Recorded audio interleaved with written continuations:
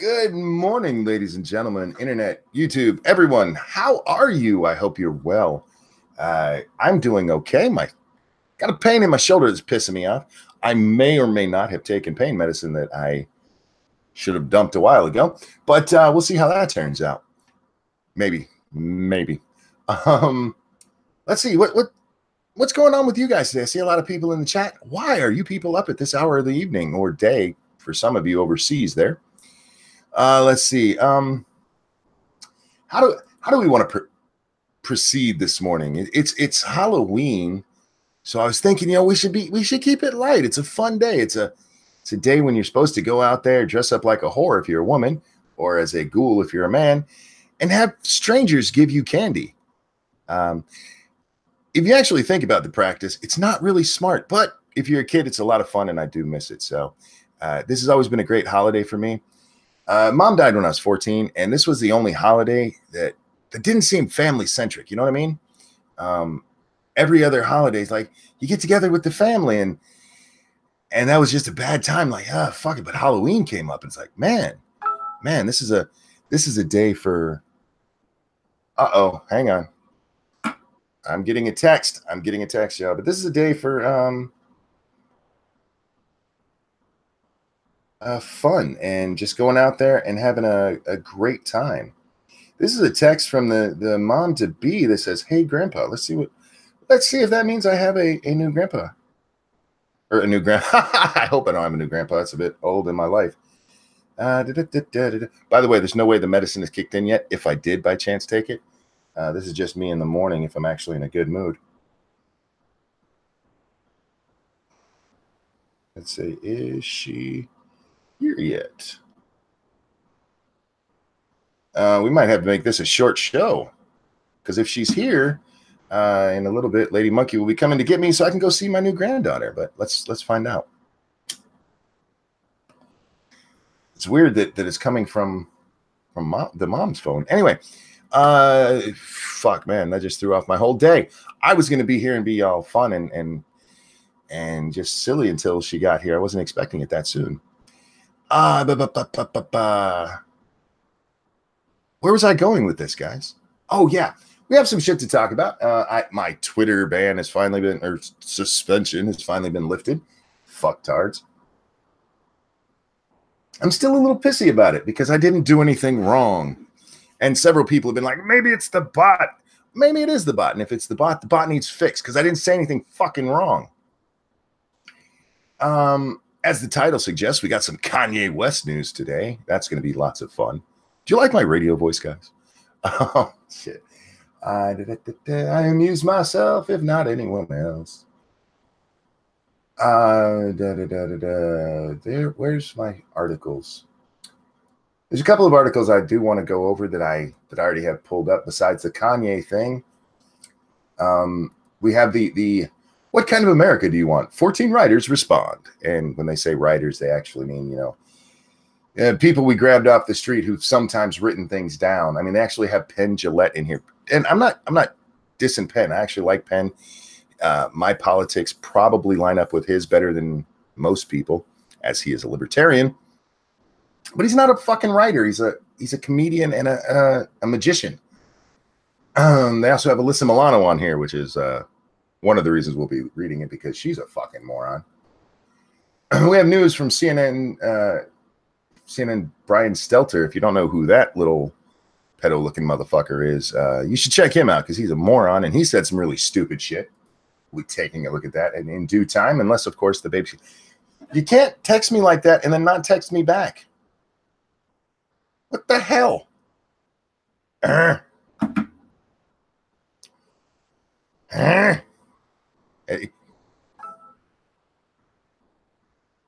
Oh, okay. No, the baby's not here yet, but when the doctor gets back in, they're going to break the water. They induced labor last night at 7 o'clock. And we're coming up on 12 hours of labor, so they're going to go in and actually break the water, which will get things started, or at least a little more started.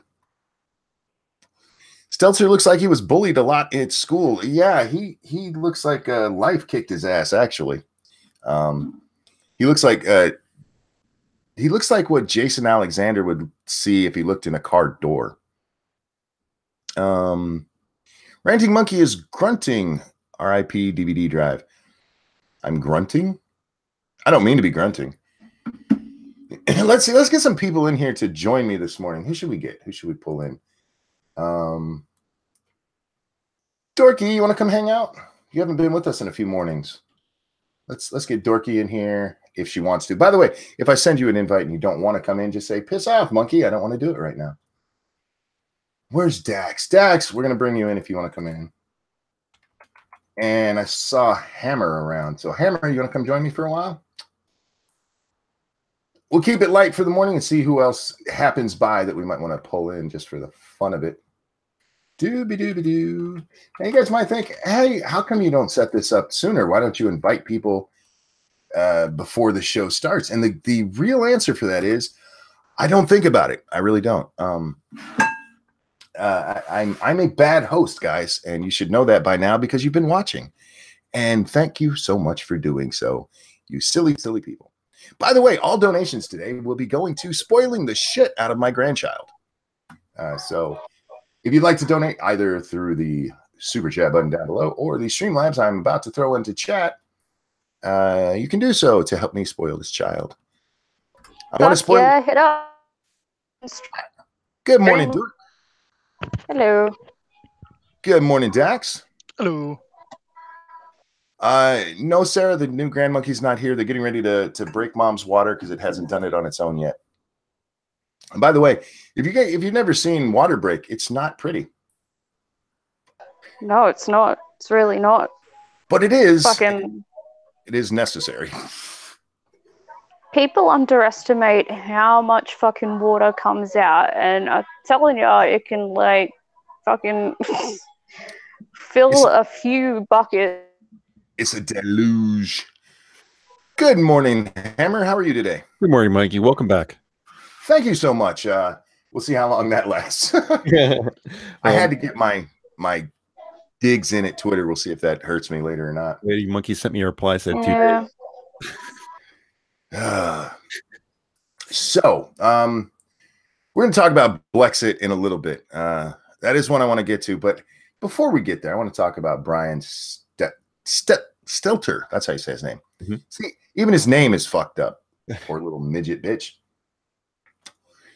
CNN Brian Stelter hopes that Fox News opinion hosts take a moment to consider the role that they play in how President Trump has led the country to its current socio-political state. It's Fox News' fault, y'all. Always. Oh, please. The discussion began after Stelter ran a segment where he connected Trump's immigration rhetoric to some of the most controversial comments on the matter from Fox. This segued into a discussion on how the Trump administration insists that the president's words don't contribute to the toxic political discourse, which led to the recent acts of violence around the country. I think it's funny that they expect Trump to just come out and go, yeah, it's my fault. Yeah, well, you know, for once they're blaming someone else instead of Trump, but this time it happens to be Fox News. So. Dork, I'm going to turn you down just a little bit. You're kind of loud here. Oh, sorry. No, you're fine. You're fine. So many streams I watch, the voices are like all over the place, so I try to keep them normalized as best I can. Chat, let me know if I have turned anyone down up too much or turned anyone down up too much. Good English. Thank you. I've been practicing my whole life. By the way, did I mention that Stetler works for CNN? You didn't have to. The guy over here bitching that Fox News is contributing to the horrible state of political discourse in America works for fucking CNN. Are you kidding? As Stetler talked to Allison Camerata and John Berman on how Trump continues to attack his enemies in order to deflect from his political vulnerability, he ended up talking about how often the president parrots the talking points of his favorite Fox News hosts. That may be the first time I've ever heard that the president is parroting the talking points of a news station instead of the other way around. Usually it's like, well, they're just parroting what they heard from the left or the right. This motherfucker really thinks that Trump is just taking his cues from Fox. I I feel like he's an asshole. One thing that of anything else, one thing about Trump that's clear is that he runs to his own music. You know, he doesn't Yes. he doesn't beg or borrow from anybody else. He is his own person. Let's see. Here's the actual quote. I sure hope some of those Fox hosts, some of those commentators take a minute to think about their role in this environment, he said. Hopefully there's some soul searching right now in the wake of the Pittsburgh synagogue shooting. Oh, it's good. Fuck. Pot kettle, kettle pot. Yeah. We're talking about CNN. I mean, who acted their anchors and correspondents go to Twitter to actively talk shit to the president if they didn't get the right quote from him, or even just because he didn't even talk to him yesterday, and they were out there bitching because of what he said about the 14th Amendment, which we'll get to later, guys. Nothing inspires audience happiness like a good constitutional talk. Yes, it's CNN. You know, the guys, the people that blame Trump for the shooting, Trump, and you know, worst journalist of the year, Don Lemon, worst journalist of the year, who recently claimed that we need to stop the bickering and the pointing of fingers and blaming people, but the thing we have to fear most in the States, the most terroristic people of all, the white male. Dax, you only CNN people. Dax, you only gave me 45 minutes before I get myself banned again. Mm-hmm. Mostly for my amusement's sake. Lady Monkey said 2 days. I thought that was being generous. Yeah, me too. Yeah, it's been a long time since I got suspended. Well, not now, but I mean before, between the last two. It used to be. Let's see, Nighthawk, thank you so much. I wanted to jump in, chat, not stream, to talk about Kanye, but I have to work. So have a good morning and Halloween. Here's some money before I go. LOL. Thank you so much, Hawk. We'll get to the Kanye stuff. I wanted to do Stelter, whatever. I wanted to do the midget first. Don't label it a midget. You might find it attractive. No, and I don't like male midgets. Haven't you? The only thing I like about male midgets is watching them run because it's funny. And when they get really pissed off. That's true of all midgets. Male. Excuse me. Holy shit. Sorry about that, guys. Yeah, midgets running is funny, but like hot little midget women dancing, like, oh yeah, that's not the same as midgets running. By the way, again, guys, all donations will go to spoiling the shit out of my grandchild. I can't wait to see her. I can't wait to see her. Here's the thing. We have good genes in my family. I know lots of people think that, but we really do. As long as they're not Levi's. I'm going to punch you. Now I'm being hateful. No, oh shit, here it comes again. So this is Monkey Butt 2? We have a name for her? Excuse me. I think I'm going with Pumpkin. Pumpkin. She's Halloween. Being born hopefully on Halloween. Hopefully it doesn't last another 24 hours for this poor woman having this baby. Perfect. Yeah, that would suck. Well, what is wrong with my nose? I hope it goes fast for her. Jesus Christ. If you're sneezing properly, nothing wrong with You it. need to calm down, sir. Oh, man. Take a fucking antihistamine, you old cunt. Well, I do have the window. Maybe that's what's doing it. Oh, man. Oh, again. No, stop it. All right. Don't do it. I'm trying not to. Let's get some Yeezy news, shall we? Easy. All right. It's the one story I actually forgot to bring up. I named the stream after it, but I forgot to bring up anything about it. That was smart. I told you guys I'm a bad host. It's what you get for watching me. Kanye announces he's distancing himself from politics. The story I pulled up is from the BBC, y'all. Oh, and thank you everybody for the blessings. It's Halloween and I'm sneezing, so there's probably demons all around me right now. Remember, throw salt over your shoulder. Shit, I don't have any. You're in trouble then. What if I throw medicine over my shoulder? What does that do for me? If it's sodium based, you're okay. I don't know if it is or not. There we go.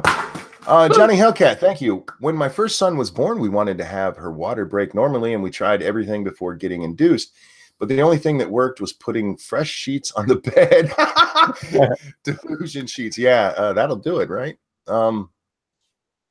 Quick story. With their first two children, they actually were each a week early, and water broke normally and everything went in half. The last baby, the youngest, they had to break her water for her. She went into serious labor, but apparently the amniotic sac around him, that's a beautiful word, isn't it? Or phrase, just wasn't breaking. So they reached in, popped that, and they had the baby. He was born like an hour later. Did she have the child yet? No. She's coming. She's on her way. Excuse me. Labor was induced last night. Last I got a measurement, she was at 2 centimeters. Yeah. Pumpkin's not out yet. She hasn't hatched. Or no, that's not hatched. What do pumpkins do? They grow. She hasn't been picked yet. How about that? Well, it's your grandchild. I can imagine hatch would still probably be accurate. Oh man. What are you saying about That's Little not Butt? nice.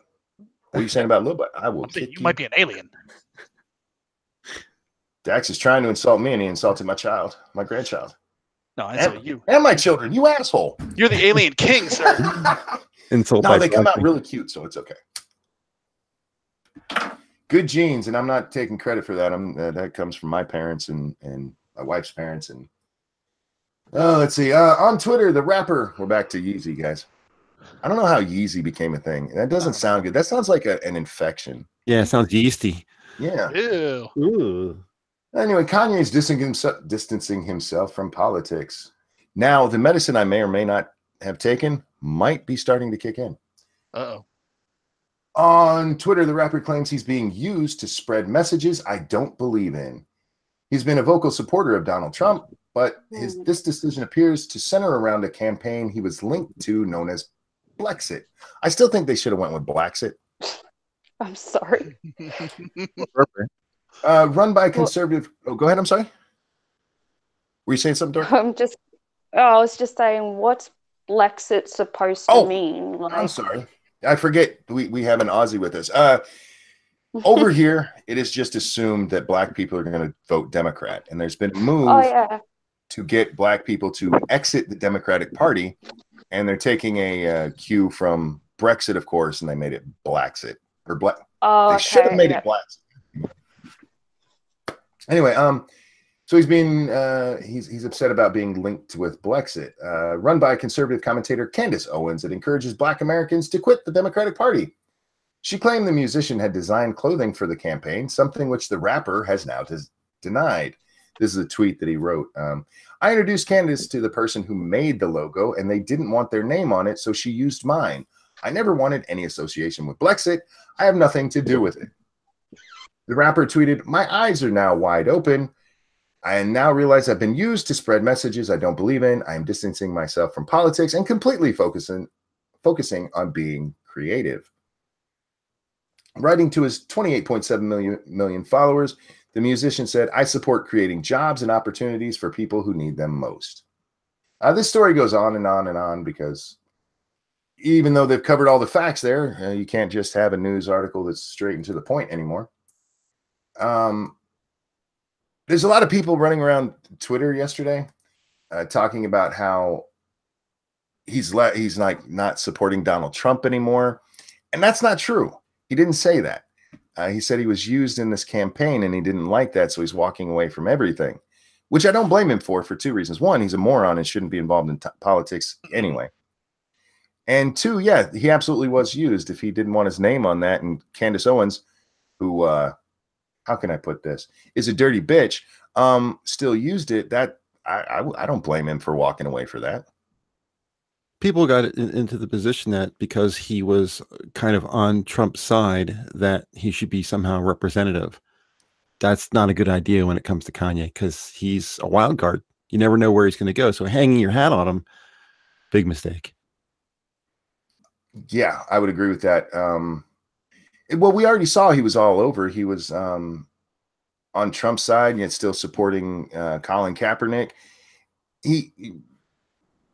anybody who was pointing to him going, he's our guy now, you really weren't paying attention to what he was saying is all I think.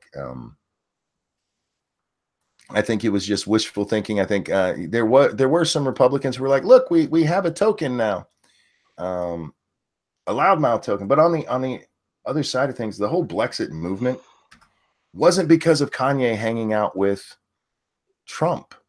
Thank you, Marty's Big Journey. Go watch Hotep Jesus's video on the Kanye thing.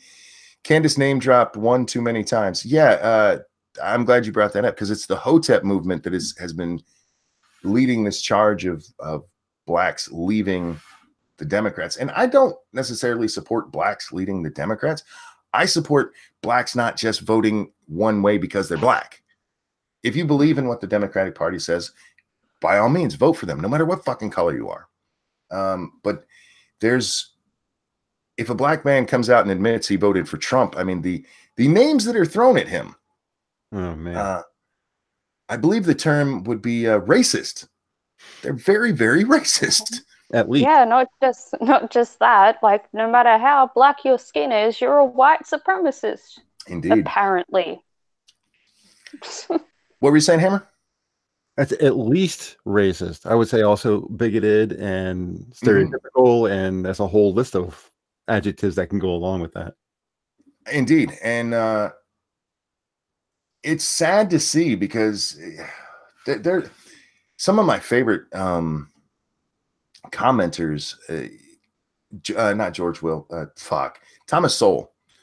If you read Thomas Sowell, he's fucking brilliant, and he's certainly not a Democrat. And to suggest he is, and that he's not actually a smart man who's at least sat and thought about things. I guarantee you he's thought about things more than anybody who's changed their vote because of Kanye West. And it's a disservice to people to suggest that they're, Coon is a good one. Uncle Tom is another one they throw out a lot. Oreo is still my favorite. It's at least the most entertaining. I think it's the most creative, actually. Sounds the most delicious. And crunchy. If you get all of your political views from an entertainer, stop it. Just fucking stop it. Well, the left has been hanging their hat on that supposition forever, so it didn't help them. Do you think this will help them, that Kanye's stepping back, or do you think? Nope. Neither do I. I don't think it's going to make much of a change.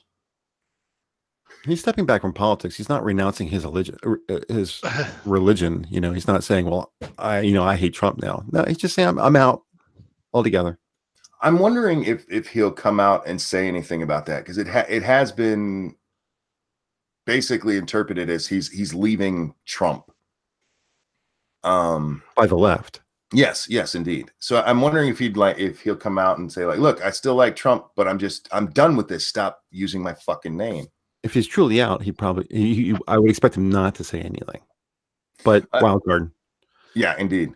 Dectran says Thomas Sowell switched parties after he worked for the government. That is absolutely true. Thomas Sowell has told the story many times that when he was in college, he was a staunch liberal. And it was his government jobs after that made him go, maybe there's some problems here.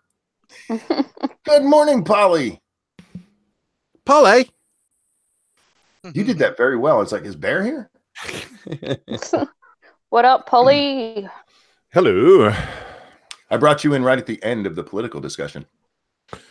Oh, the Kanye political discussion? Indeed. Yeah. Well. Oh, well. That's a loss.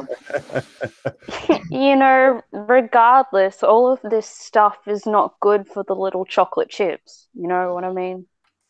The little chocolate chips. I'm afraid I don't. I don't. The black kitties, the chocolate chips. Oh my God. Black kids. I have never heard black people called chocolate chips. I hope children. Satsu names his first child chocolate chip. Okay, so why is it bad for them? Because what? It just confuses them, and like with the whole midterms and the Kanye thing, like people are going fucking crazy and putting all these ideas in the kids' heads instead of leaving the kids out of it. I don't think anyone's view has changed. I'm not.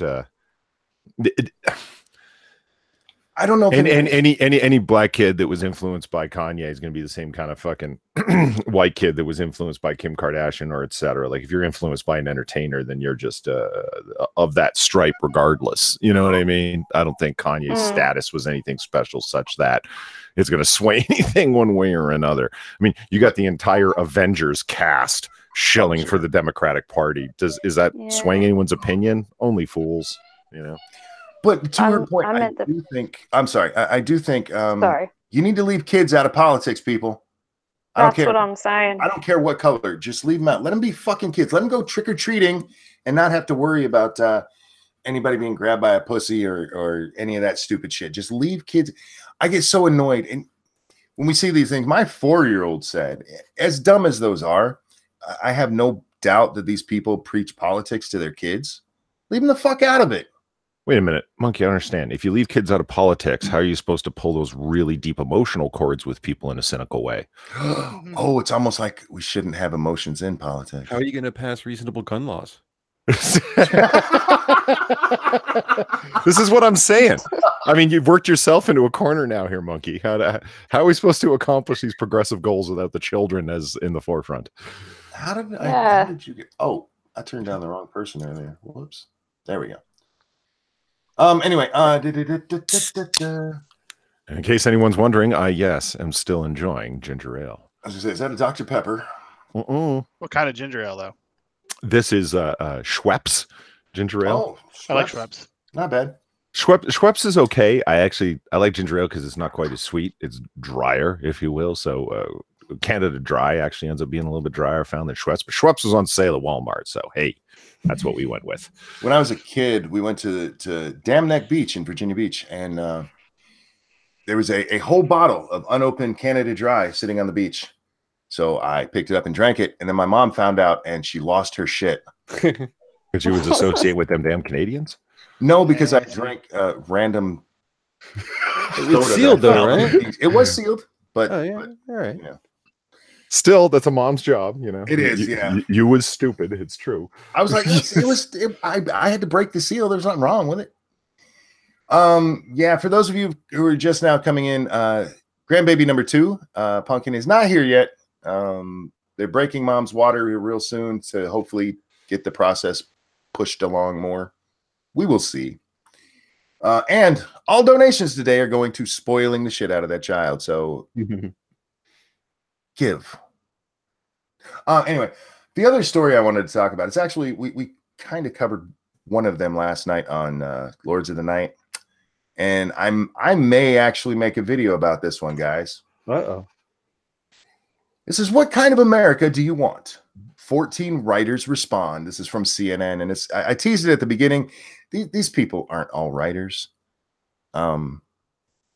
Just because you've written once or Penn Jillette is in here. Penn Jillette, I'm not insulting him at all, but that's not what he's known for. You don't just tag that on there because maybe he wrote something once, and he writes his shows, but that's not the same fucking thing. He's written several books, and he's a prominent atheist. He's written 2 books on atheism. So I mean, I still don't think it's the same thing. But yeah, I hear you. I think if you showed 100 people Penn Jillette's photo and said, "What's his job?" I don't think any of them would say author. That's what I'm getting at. Well, Alyssa Milano's on here. Blah, blah, blah. Alyssa Milano's on here, and she has started writing articles. I still wouldn't call her a fucking writer. If we could call worst journalist of the year Don Lemon worst journalist of the year a journalist, then whatever. Alyssa Milano's a writer. Ooh, who's worse, Chris Cillizza or between the two of them? Polly, I said that earlier. It can never be said too much. I got that first, but that's a real award that Don Lemon won. Yeah, 2014. Hammer, are you asking who's worse between Chris Cillizza and Don Lemon? Yeah, Don Lemon. Don Lemon. By far, actually, yeah. Really? Yeah. Don Lemon is in a class by himself. It's really something. Don Lemon is a moron. Uber racist piece of shit. Yeah. Race baiting shit pot stirring, didn't even want to be a fucking journalist, running The View, claiming it's fucking news show, offering Don's take at the end of every show, cocksucker that he is. Yeah, and there was hyphens between all them words, man. That was one long descriptor of the man. Anyway. Scribe would remind you to use commas and more than one sentence. Yeah, that would be the reason I think Scribe would probably go with Crystalliza, because that man can't use punctuation to save his fucking life.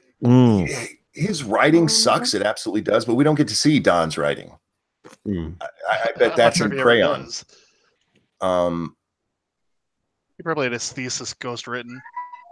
Probably, yeah. Anyway, last night we did cover Alyssa Milano's thing, so we're going to read that real fast before we get to one that I thought was even better. Now remember, these are 14. Shit, let me read it again. Got to scroll so fucking far. What kind of America do you want? That's the question, right? This is clear that the main headline here was 14 writers are asked what they want, and this is who CNN pooled. Yes. Okay, great. Just fucking great. Alyssa Milano's tag at the top of her section says, "Voting is how we prove America is kinder and bigger and better than Trump." Oh, fuck off. Oh, God, if she wasn't cute. Exactly. That does not answer the goddamn question. What kind of America do you want? Voting is how we prove America is kinder, bigger, and better than Trump. That's not so answering. You could have answered, well, I want more people to vote.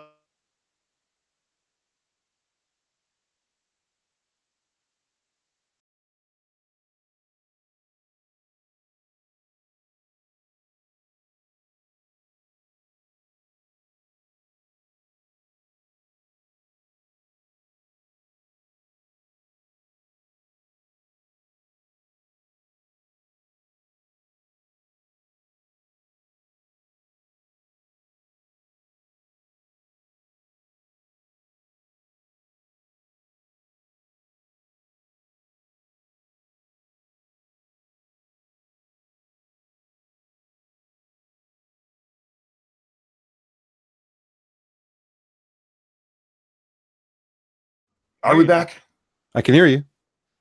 I can hear you now. I hear Dax. Yep, I hear the two of you. Shit. So there's Dork. Dork. Ollie, you with I us? thought it was my internet. No, it was Dax. YouTube. Dax left and the stream stopped. I didn't do it. Yeah, you did. It's your fault. No, Dork, you left on my screen. Well, you left on my screen. She was here. Dork left on my screen. I think it just randomly did it to each of us. And guys, I apologize for YouTube being fucktards who can't run their shit. I don't apologize for them. I say they should give us back those 30 seconds of our life. That's right. I want compensation. That's what I want for America. That's me too. That's a good one. Hashtag me too, Dax. Woo! Hopefully Polly will be joining us again. Watch it be all Polly's fault. He's here the whole time and saying I was here. I just have my mic muted because I'm eating. God damn it. You always do that. You do it everywhere. You do it on Discord too. I'd just like to point out Polly's as professional as I am. Well, I would argue with you if you weren't right, but I don't know where we lost it in this article, but let's get back to it. We're gonna right after the headline, if I recall. Okay. We'll just read it from there. Democracy doesn't happen automatically. It demands our action and participation. It challenges us, but also empowers us, because at the end of the day, it is us. Donald Trump's name may not be on the ballot this midterm, but here's what is: our Constitution, our rights, protections, equalities, and justice. Even our lives. Dun, dun, dun. What? Once again, what has this man taken from us, from anyone?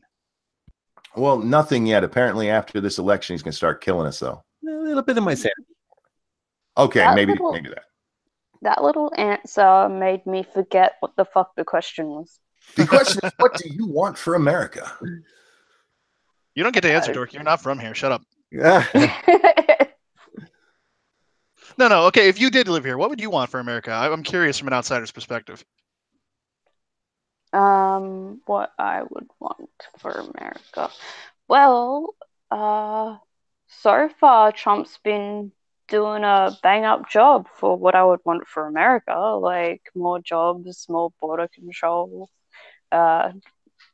Well, you know, gun-free zones are fucking stupid, but I guess that's their choice. I don't know, just none of this fucking mob mentality, fucking violence shit. So what you're saying is you're a racist. I just want to live a peaceful life there and fucking, you know, have a decent job, have decent healthcare. Well, apparently, if the wrong side wins, everybody's going to be killed. So, fingers crossed. Back to the article. Women's rights are, with Roe v. Wade's protections of choice under threat. Immigration children's lives are at risk without people demanding that families belong together. Black lives are at risk without reform that insists that they matter. The lives of countless Americans are at risk without the ACA. Y'all, shit's just going horrible. Oh my god, this makes my morning. I'm so glad we're doing this. Oh, there's a better one. There is a better one besides this. I'm promising. But let's hers. The rest of hers is pretty short, so I'm just going to read it, and then we can talk about this stupid bitch. The good news is that in a democracy like ours, the real power isn't. Oh, whoops! I skipped a line. Voting is how we protect each other. Voting is how we make our voices heard. Voting is how we prove that our country is so much kinder, bigger, and better than that man in the White House. The good news is that in a democracy like ours, the real power isn't with him, it's with us. And I firmly believe that we have more hope and love on our side than they have xenophobia and greed. Trans lives are at risk if we don't elect leaders who will ensure they won't be erased. So never doubt our place in our country and its future. Never doubt our ability to drive change. Replace any doubt with courage to dare. Dare to make a difference. Dare to raise your voice. Dare to be a megaphone for others. Because democracy takes courage, it takes guts, but most of all, it takes us. I'm glad they chose the words that they chose to prove evermore that they just want to scream all the time. That wasn't an answer at all, and I actually feel it's not that I feel dumber for having heard that, it's that I now feel retarded for having heard that. I feel sadder, that's for sure. Polly. Sinatra's in chat. Hey, Sinatra. Hey, Sinatra. I saw Goot Hey, too. How you doing, Goot?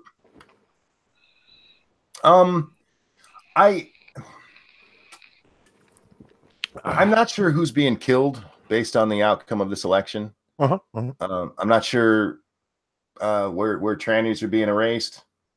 And the idea that greed is only on one side. Suck my dick, sweetie. Greed is a primary motivator for everyone involved. Remember that I don't know if you want to call it a commercial or a political advertisement where a whole bunch of actors said, I pledge my support to Barack Obama. I will follow him. Remember that? Oh, yes. Ashton Kutcher was up in there and all these people. And it's like, for some reason that jumped to my mind when our power to vote matters more than that man in the White House, unless, of course, he's an intersectional symbol of what we believe, and then we will follow him blindly and pledge our loyalty to him. Populism is bad, except when it's somebody we like. Yes. Mm-hmm. Mm-hmm. But Barack wasn't going to kill a whole bunch of people. Yeah, that's right. That's right. He wasn't trying to erase people and except for all the drone strikes. I mean, what? So he killed an American citizen with no judicial process. What are you, a racist? Apparently. Well played, Dax. Well played. Thank you. But it's dumb as shit. By the way, I did invite Sinatra, so we're gonna have like 6 in here, which is a little over my preferred maximum. So everybody, stream etiquette, which you guys are all very good at, which is the only reason I would do it in the first place. Except for Hammer, but we forgive him. Well, he's the nicest one. I know. It Thank was meant ironically. Sonoda's awesome. Somebody's jealous. Monkey likes me better than you. I don't play favorites. I like Dax the best. Thank you. But I'm right. Of the men in here, there's a woman in here, so she obviously wins, guys. Sorry. Duh. I worship at the altar of the woman. Is this the one? Where'd it go?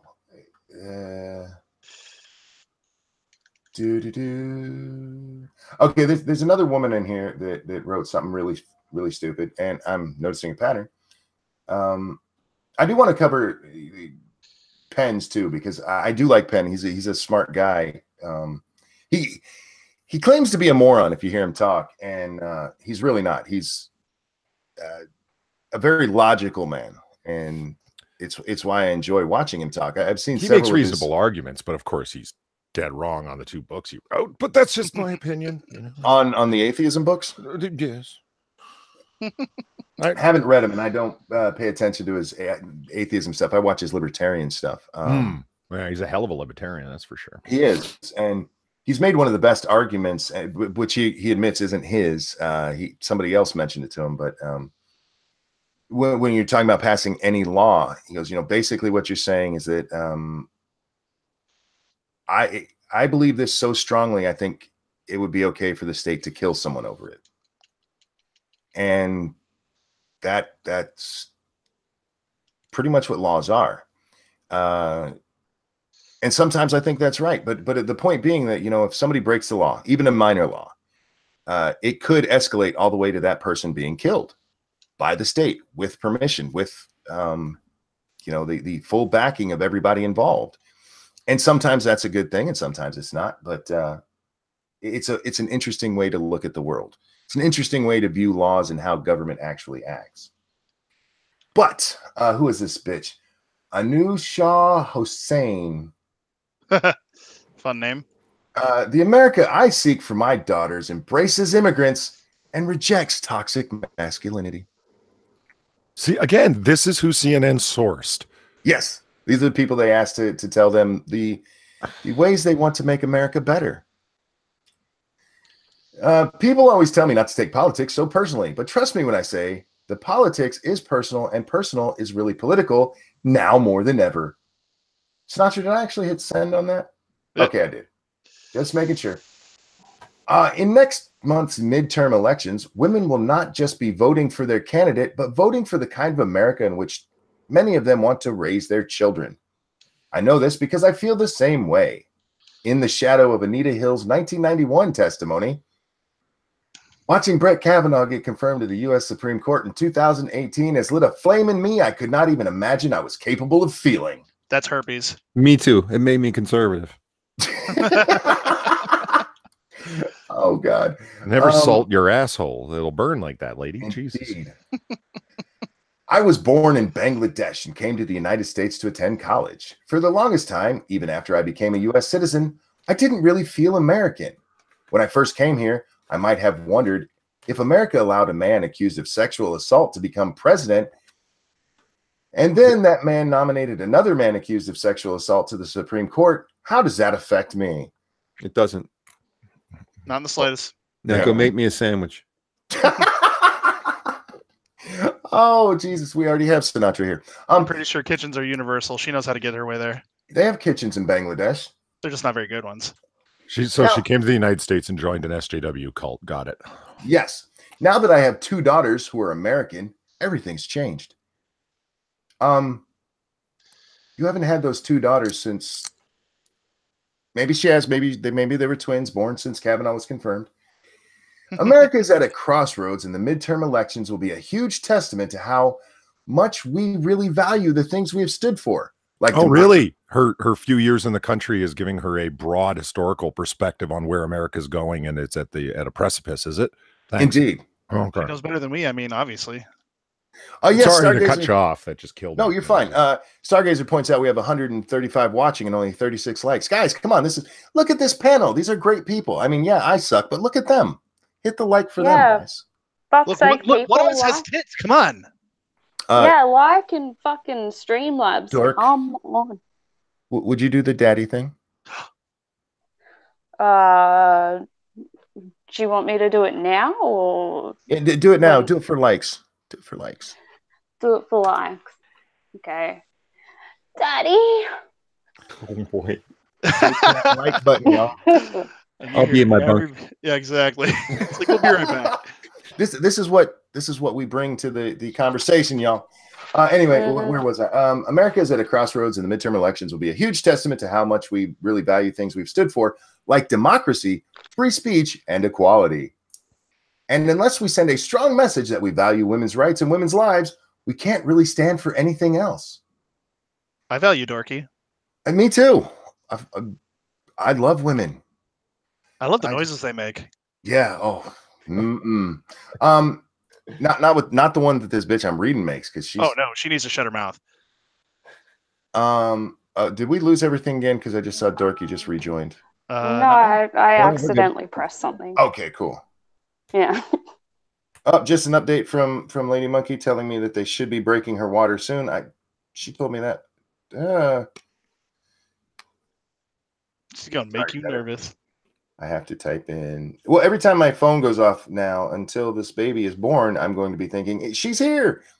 Yeah, I love the females. They're wonderful, but some of them shouldn't talk like this bitch.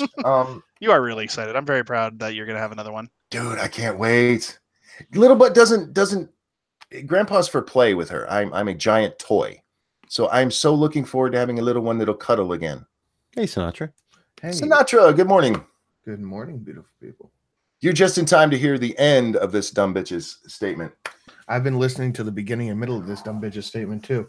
I wish fucking Dorky would shut up. Wow. Okay. Huh? Perfect reply. It took me a minute to get what you were saying there. I blame the drugs I may or may not have taken. The America I seek for my daughters embraces the diversity and experience of immigrants and says no to the kind of toxic masculinity we see every day in Trump's America. Enough is enough. I saw some pretty interesting videos last night of these immigrants showing a little bit of toxic masculinity. That doesn't happen. Did you see that, Monkey? I went to sleep as soon as our show was over. I didn't see anything last night. Here, let me send you this video because it's pretty toxic masculinity filled. Satsu, Bloodwing are in chat. What was that? Bloodwing's in chat? Satsu, Bloodwing, Poppy. Oh, hey guys. Love you all. And I'd invite you on, but we're way fuller than I should be. Teddy asks, is Pumpkin the little sister to Baby Monkey? No, they will be cousins. And Little Butt has cousins on her dad's side, but she's the youngest cousin. She is so excited about being the big cousin. She can't wait. We were actually when we were playing Beauty and the Beast this past weekend, it got me thinking Christmas is coming up. Let's go look at Amazon and see what they have on there. And we were looking through like dresses, and she goes, "Oh, we have to get another Beauty and the Beast dress." I'm like, "Why?" She goes, "For the baby." Aw. God, children are so adorable. It's sickening, isn't it? Man, that little girl melts my heart every day. Let's compare what those two ignorant bitches said to what Penn Jillette says, shall we? This is his answer. He says, all I want out of America now is kindness. He says, I used to be a libertarian. I used to be atheist. I used to want America to be more atheist libertarian. All my voting, preaching, discussing, and complaining reflected those desires. I'm still libertarian and atheist, and now I'm vegan too. But none of that matters anymore. I no longer care. All I want out of America is kindness. That's all. The past few years have filled too many of our friends and neighbors with hate, and it breaks my heart. Some people start acting hateful, crazy, and nasty so they could win, and then people who disagreed with them acted the same way. They disagreed in content, but agree wholeheartedly in tone. So many of us now agree with the message of hate and play ideology as team sports. The message doesn't matter when the medium is hate. My friends who work for TV, people I love personally, are using a tone and meanness in their jobs that they never used before. Is hate where the money is? I don't know if fighting fire with fire actually works. Who am I, Dennis Leary? Yeah, he actually said that. But I do know that fighting hate. Joke. I do know that hating. Are you messing with old people? I'm the oldest one here. No, you're not. I'm like 600 years shit. old, dude. Yeah, you haven't seen every time he has a birthday, it just jumps by like at least half a century. It's wild. Oh yeah. By the way, happy birthday. Oh, thanks. When was your birthday? It's today, dude. Today's your Happy birthday? birthday, man. Yeah, and so was yesterday and the day before that. Right. When's your actual birthday? The date of the birth, it's in August. Okay. The date of the birth. Anyway, but I do know that fighting hate with hate never works. It makes me cry. I read about my family members not invited to Thanksgiving because of political disagreements. The Clash song "Angry Can Be Power," and I believed in it. Or the Clash sang "Anger Can Be Power," and I believed in it. Maybe I still believe it, but maybe I don't want power anymore. Can't we replace the word evil with the word wrong? Everyone is wrong sometimes, and nobody is evil ever. I don't agree with that. There are evil people out there. The America I want is kind to people who are wrong. I'm like a old dog. I don't hear words anymore. I just hear tone. Anyone whose tone is kind will get my complete support. Libertarian, Democrat, Republican, Socialist, Green, anything else you got. I've always been left out of team sports. I don't want to win enough. I'm not part of a team. I'm part of humanity. I want kindness. There's no other team for me. Let's love each other and then discuss how we run our country together. I don't disagree with most of what he said there. Yeah. I was talking about that with Lauren, like literally this morning before she went to bed. It's like, I'm so tired of everybody just being so pissed off all the time. And we're all humans. It's not like we're different species. I'm tired of everyone being so ugly, boss. I'm sorry. Any of these actual answers to the fucking question that was asked? Because it just sounds like a bunch of dribble to me. Like, that was fucking so shit house. I don't even know what the fuck any of that meant. What he was saying is that he's over here in America. He's not wrong. I mean, Thanksgiving is a major family holiday, and you have people who won't invite their own fucking family over who they voted for.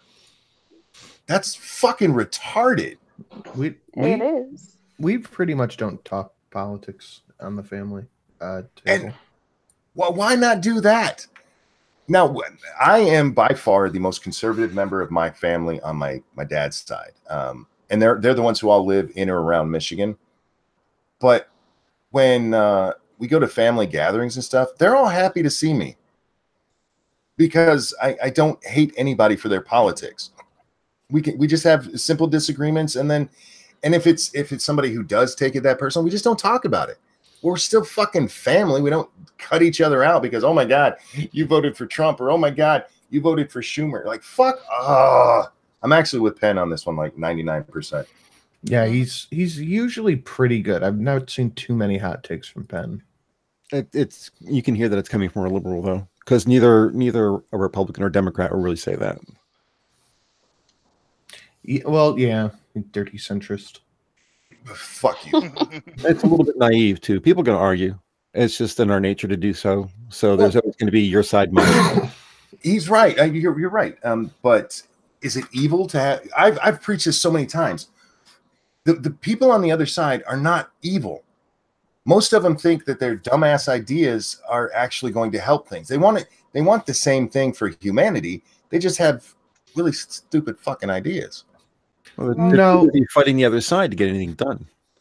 They're not evil, but there is this weird moral superiority where they think, some people think they have to physically or even metaphorically beat you to win because they are the good guys protecting other people. Well, not even metaphorically anymore necessarily. I mean, sometimes it's literal. You have to beat them to get them to think like you. And in that case, I will say I think that ideology can lead people to evil actions. But even looking at Antifa, these fucking morons, they think they're doing the right thing. Well, the article you just read before this, they like trans lives are literally gonna be Thanos'd away. They're gonna be killed, y'all. They're gonna yeet the trans people. But when an Antifa member punches you in the face, they think they're protecting the trans people. Indeed, exactly. And that's where the problem comes in. It's not that they're evil people, it's that they're dumb people who are doing evil things, and that's not the same. Somebody like fucking Ted Bundy was evil. I mean, he's a dude who fucking Jeffrey Dahmer was evil. Yeah, Jeffrey Dahmer was evil. Oh, he was hungry and horny. Come on. Shut up, you ass. Well, you know, you do have the people that believe they're doing the right thing and like what they believe is right, but you also have the people that vote that way inclined and volunteer that way inclined just because they've been doing it so long that they don't bother changing and they don't bother actually looking into shit. They just vote that way because they always have. Yeah, that too. But I just think what Penn said there, I actually really liked, especially compared to the other two fucking retards we read. Alyssa, sweetie, you're cute, but shut the fuck up. You're dumb. You are dumb. The vast majority of virtue signaling is on the left-hand side, and that's True. the part that gets me pissed. You're not There's better than me. crazy You are ones. not Anna Kasparian. You're not better than me. So stop doing that. Well, the what was his name? The Hodgkinson guy who shot up the Scalise. Oh yeah. He believed that he was saving Americans by getting the the ACA kept intact by doing that. Yeah. Well, that's the problem when politics becomes a question of morality rather than a question of policy. It turns into a religion. This is how you motivate people to do bad things. That's why religion has been such a good way to motivate people to horrific things, from inquisitions to blowing up buildings. It's because they believe they're doing the right thing. It's policy, fuckers. It's not morality. And on that front, I will say I do blame liberals for that, because they've been doing this for at least my whole life, making it all about how what you just sighed at me. It wasn't me. No, I know who it was. That blue circle there, that blue check mark. Yeah, the day I get a blue check mark. No, in my lifetime, it's always been, that Republicans want to dirty your water. They want old people to be thrown out into the street. It's never, that hey, we think these policies are going to do these bad things. It's they want this to happen. And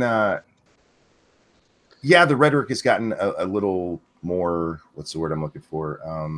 Straightforward. But I mean, that's what I've seen my whole life. And you haven't seen it until recently from the other side as much. Unless you're, with the exception, I want to put in a little caveat here, unless they're talking about communism. And then they're like, they want to kill everyone. They do want to kill everyone, though. They don't. They're just stupid. They're just stupid. We have to control your lives so we can protect everybody. Indeed. I requested media passes for the Trump rally here on Monday. Did you? Yeah, I want to see if they'll let me set up a little tripod and stream it next to Jake Tapper or whoever. Yeah, they might. Fuck yeah. If you get to go there and Jim Acosta's there, will you give him the finger for me? Yes. Thank you. And remind him it's freedom of speech. That's right. And you'll be pressed, so he can't say anything bad about it. Oh, he will. I'll try. Oh shit, that was on the other account. I don't have it here. Fucking Twitter. Oh yeah, you're back, aren't you? I am. I'm back on my main account. I could hear it in the stars as soon as he got it back. I could see the screams from just the one state over. I was just told I have Polly selected. That's not me. I don't. Let me select somebody else and then unselect them, see if that fixes it. I haven't presented anyone yet. I think that's from YouTube fucking up earlier. YouTube. It just automatically That would selects the never most happen. interesting person and presents them. I understand. Oh, There is some kind of precedence here when it comes to Polly's logo, because if you look at any minion stream that he's been on and just look at the Hangout, it's always Polly's icon that shows up. Don't know why. I said the algorithm automatically detects the most interesting person and puts them up front. What? They see that blue and think Democrat. Actually, I did guess one time that is it auto selecting just like a strong contrast image and like the big blue disc somehow? I don't know. I don't know. I've seen mine up there every once in a while. It might be, but remember that one night it gave us that horrible picture of that couple. Is it man? Is it woman? Yeah. Yeah. So favorite ways to end ever. So good. Does anyone want to talk about Aisa Bibi in Pakistan? Who? Yeah, who? Okay. Aisa Bibi was on death row for 9 years for blasphemy against the Prophet Muhammad. 9? She's 9. 9. Yes, 9. Okay. And I read it. She's a Christian woman. So imagine being a Christian in Pakistan. Ouch. And the story goes as such. Like, what did it actually start over?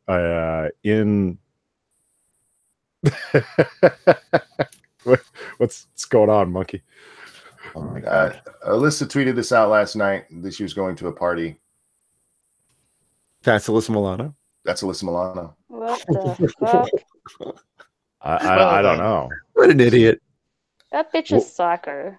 Like, I get the sexy Captain America outfit, but what's with the tutu? I don't know. Reminds me of that Ace Ventura bit where he was wearing the tutu in the mental house.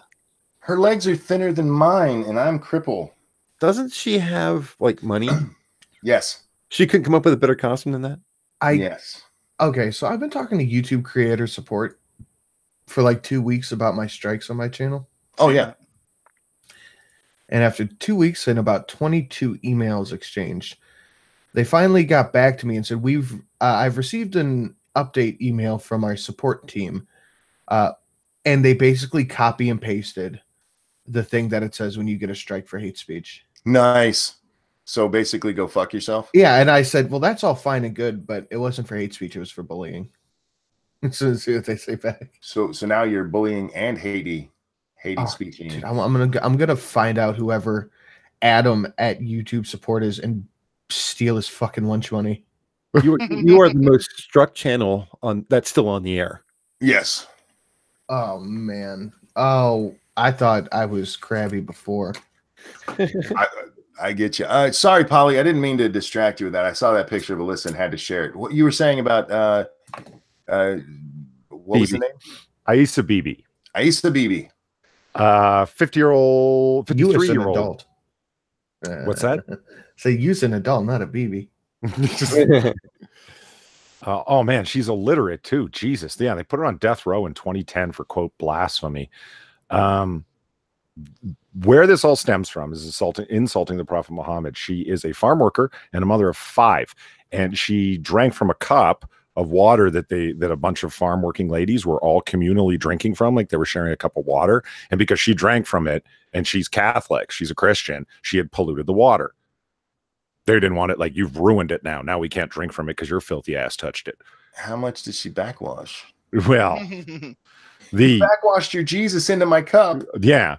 And they went and told the local religious authorities that when they said, you've polluted the cup, she said to them, Jesus died on the cross for the sins of mankind. What did the Prophet Muhammad ever do to save mankind?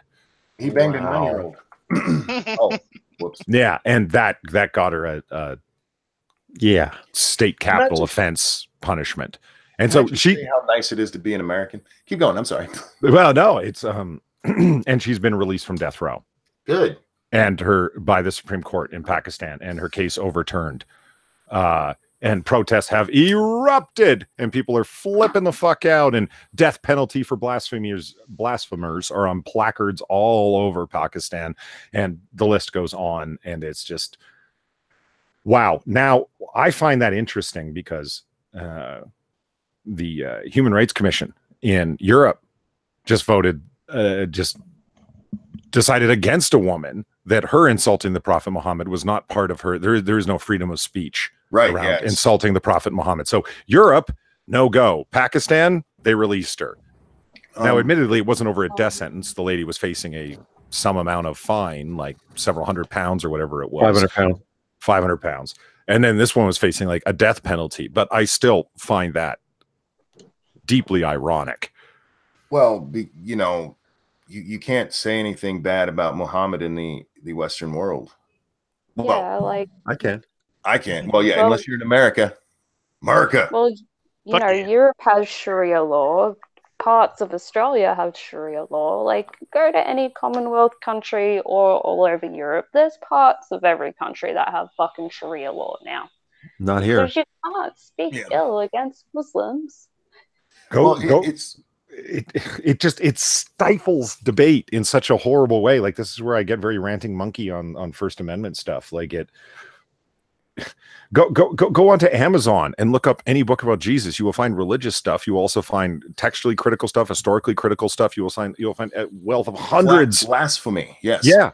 You know, like the list goes on and on and on, and nobody's calling for anybody's death. What the fuck? Well, you know, that's what bothers me the most about it. It like with the Draw Muhammad Day and what Charlie Hebdo did. This whole idea that we can't do this because it'll piss off Muslims and they'll kill people. That's why you do it. Because they don't get to tell me what I can and cannot do. Because I'm a fucking American and I don't give in to fucking political terrorism. You know, if they don't want to draw, by the way, only Muslims are not allowed to draw the Prophet Muhammad. Look it up. They have no say over me.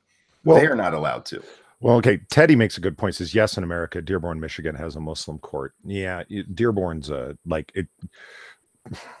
I hear you, Monkey. You want to say, not in America, and it's like, yeah, I hear you, but constant vigilance now.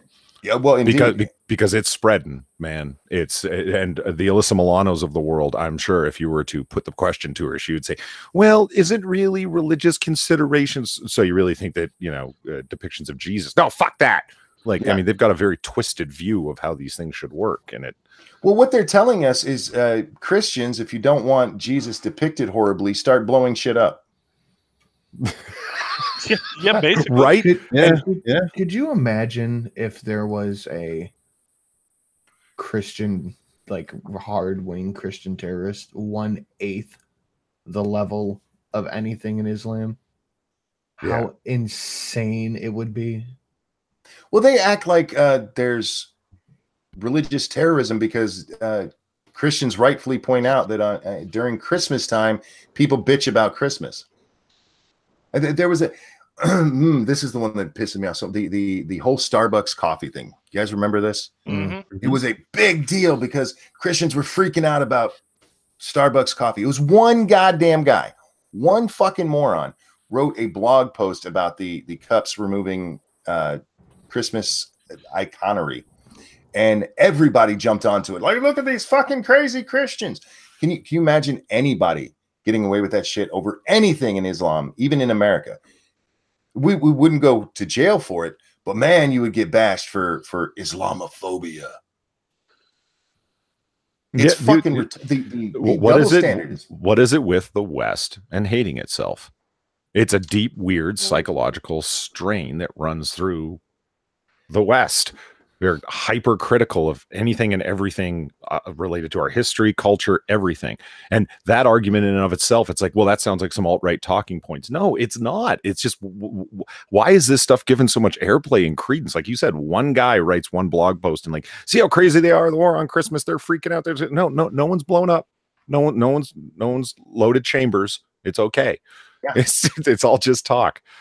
Bear, I saw your duck video. I liked it and I just retweeted it. Thank you, dude. Because y'all know how I need my ducks. I like ducks. They're actually one of my favorite mammals. So ducks are assholes. You know what the black pill thing of this is? A YouTuber I really like named David Wood. The accepted definition generally of terrorism is the use of violence or the threat of violence to promote political change. Given that Islamic terrorism has been successful. Why? It's resulted in political change. Yep. Absolutely. You know, they are, it's, excuse me, I didn't have a chance to mute there. Redcaster says guilt complex. Yeah, white guilt is, and Western guilt, excuse me, it's wider than that. It's powerful. But it's powerful. It's a weird force. It is, man. Like, the hand wringing that can result from, I'm not racist, but like, the amount of people that start statements like that. And it's like, okay, but what you just said wasn't even remotely racist. I think it's hand wringing that causes that. If you get picking up and laying down. Yeah. Not wanting to be monkey. No, I have a story I want to read after this winds down, and it's such an American story that I fucking love this story.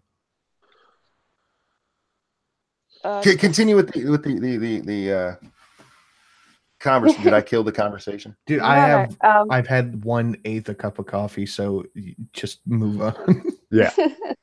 those Christians, those fucking Christians, though. Oh shit, we're fucking homophobes. But you know, gays support of Muslims. Yay! Christians don't think gays should get married. Muslims think they should be killed. Mm-hmm. But one of those is defended, and it's. Don't you like cultural enrichment off of a rooftop? Indeed. I think it might be one of my favorite Count Dankula lines ever. He's like, if Muslims taught us anything, it's gays can't fly. No, I think we're looking at this wrong because you said cultural enrichment. You know those artists who just take buckets of paint and throw it against a canvas and call it art? Mm-hmm. Maybe that's what they're doing. It's gay art. Huh. You could argue for that. Oh God! It took me a second to realize that's dark, monkey. I don't know why. It's just, I haven't had any caffeine at all today, and I'm like, "What are you talking about?" Because like it's all like flamboyant, so it's like, "Oh, you're talking about people splatting, man, shit." Indeed, I am.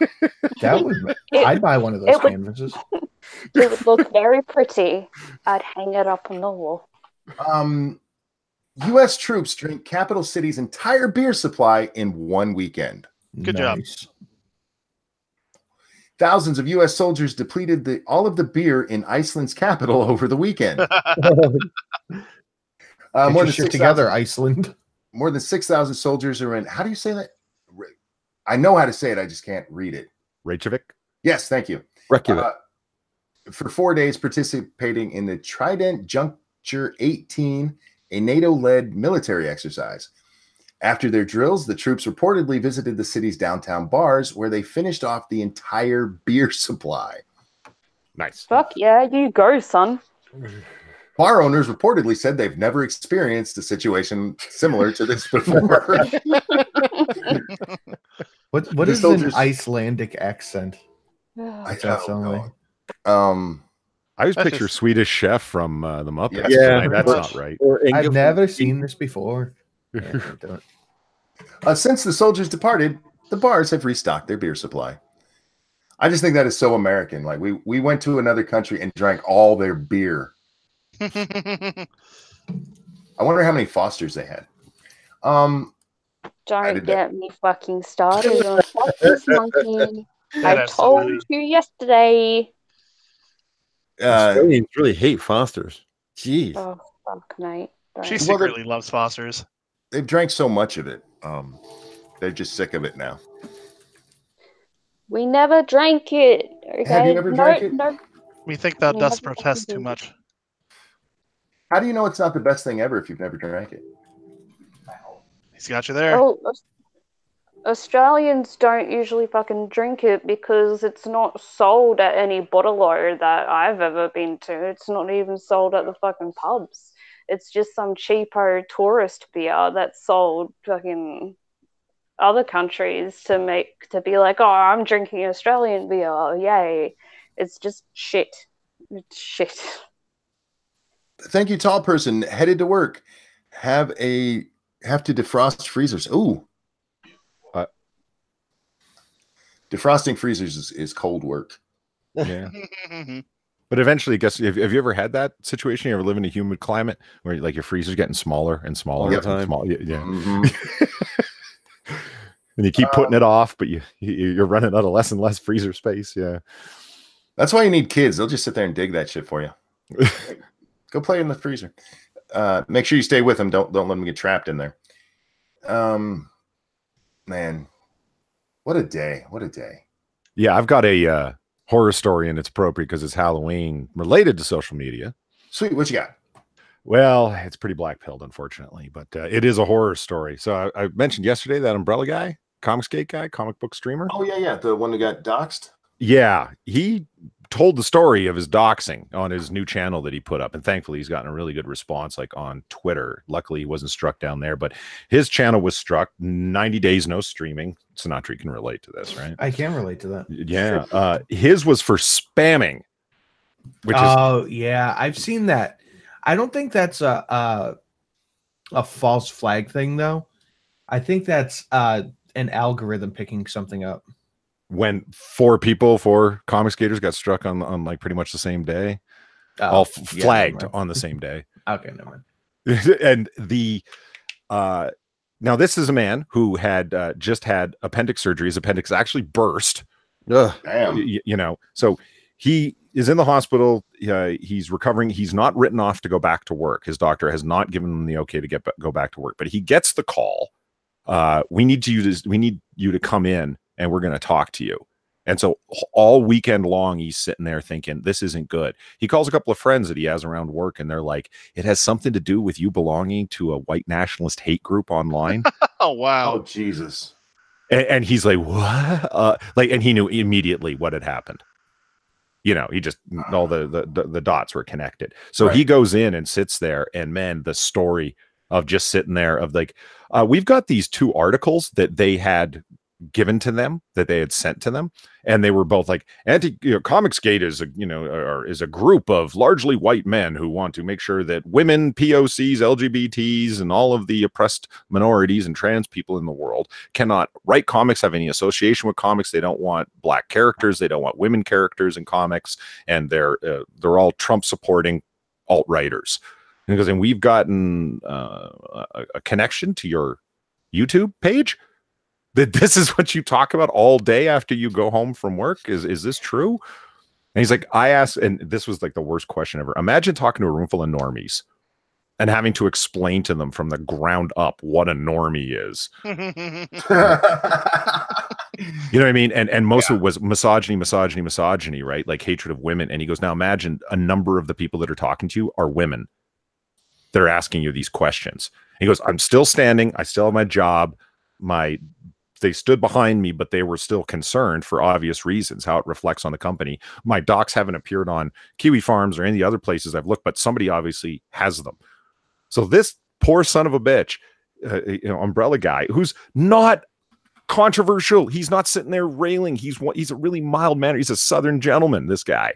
You know what I mean? He mostly talks numbers about how sales are down, and IDW, a specific comic book company, is having to borrow more and more money, and how Disney's doing worse and worse. He's a numbers guy, that kind of thing. He's like, I had just to head things off. I had to call my local police department and tell them that, like, if you get any emergency calls, things going on in my house, swatting things, this is what happened. I do stuff online that's seen as being controversial, even though it's not. Can you imagine having to make that call with a 5-year-old daughter at home? Mm-hmm. Yes, I can imagine. Yeah, sorry, Sinatra. Of course you can't. Yeah. Like, it's just these people play hardball. They play really disgusting, sick hardball. I am curious with the spam thing. I am curious. Every time I've seen a spam one go through, it's because of tags. I'm wondering what tags. YouTube uses a very bad term for that. They label it spam, but usually what it is that tags are misrepresentative, or the description is. Now, how would they know if your tags are off unless it's like, how do they know what you talked about in your video? Like, if I were to put, I don't know, Pootie Pie up in my tags, even though he's never mentioned, just because I want somebody reports it, and those are ones that actually get watched. Yeah. Got it. So somebody had to use what's it called? IDQ. What is it? Video IQ, or Video IQ. What's the other one? TubeBuddy. Anything that lets you see what somebody's tags are. So you think that if somebody was hating on you, that, had a hard on for you, they could just pull up what your tags were and then flag you on that basis, report you on that basis? Oh yeah, absolutely. Yeah. Okay. That's why my tags are never wrong. They are. I take those ones very serious, because you can lose your. Whenever I do my streams, I always make sure, even if I'm like shoehorning it into 30 seconds, I talk about whatever's in the title. Yes, indeed. You have to. Otherwise, you can get. People don't realize that, and there are a few people who their channels have fallen apart and they've gotten really fat, who used to do that a lot. You can get a really big channel if you spam like that. Say, I feel that you're talking about somebody specifically, but I know you just mean hypothetically. I'm speaking entirely hypothetically. Let's say hypothetically, a channel starts getting a lot of attention because the guy on it beat his kids and filmed it basically. And, I wonder who that could be. And in every one of your descriptions and tags, you put Philly D's name and we'll call it Papa of 4. Let's say Papa of 4 was the channel. You could throw all of these in there, and the algorithm looks at it and goes, "Oh, this is really popular," and bam, your videos are popping up everywhere. And then you make like 9 of them a day. You can blow up really big, but if you get caught doing it, you can lose your whole channel that way. That is in the terms of service, guys. Make sure your tags and your descriptions and titles don't put anything in there that you didn't actually talk about. And if you and like on this, because I have in this Candace Owens, Alyssa Milano, and Kanye all in my tags for this. Make sure you actually talk about them. If you don't, go back and delete it. Delete what you didn't say.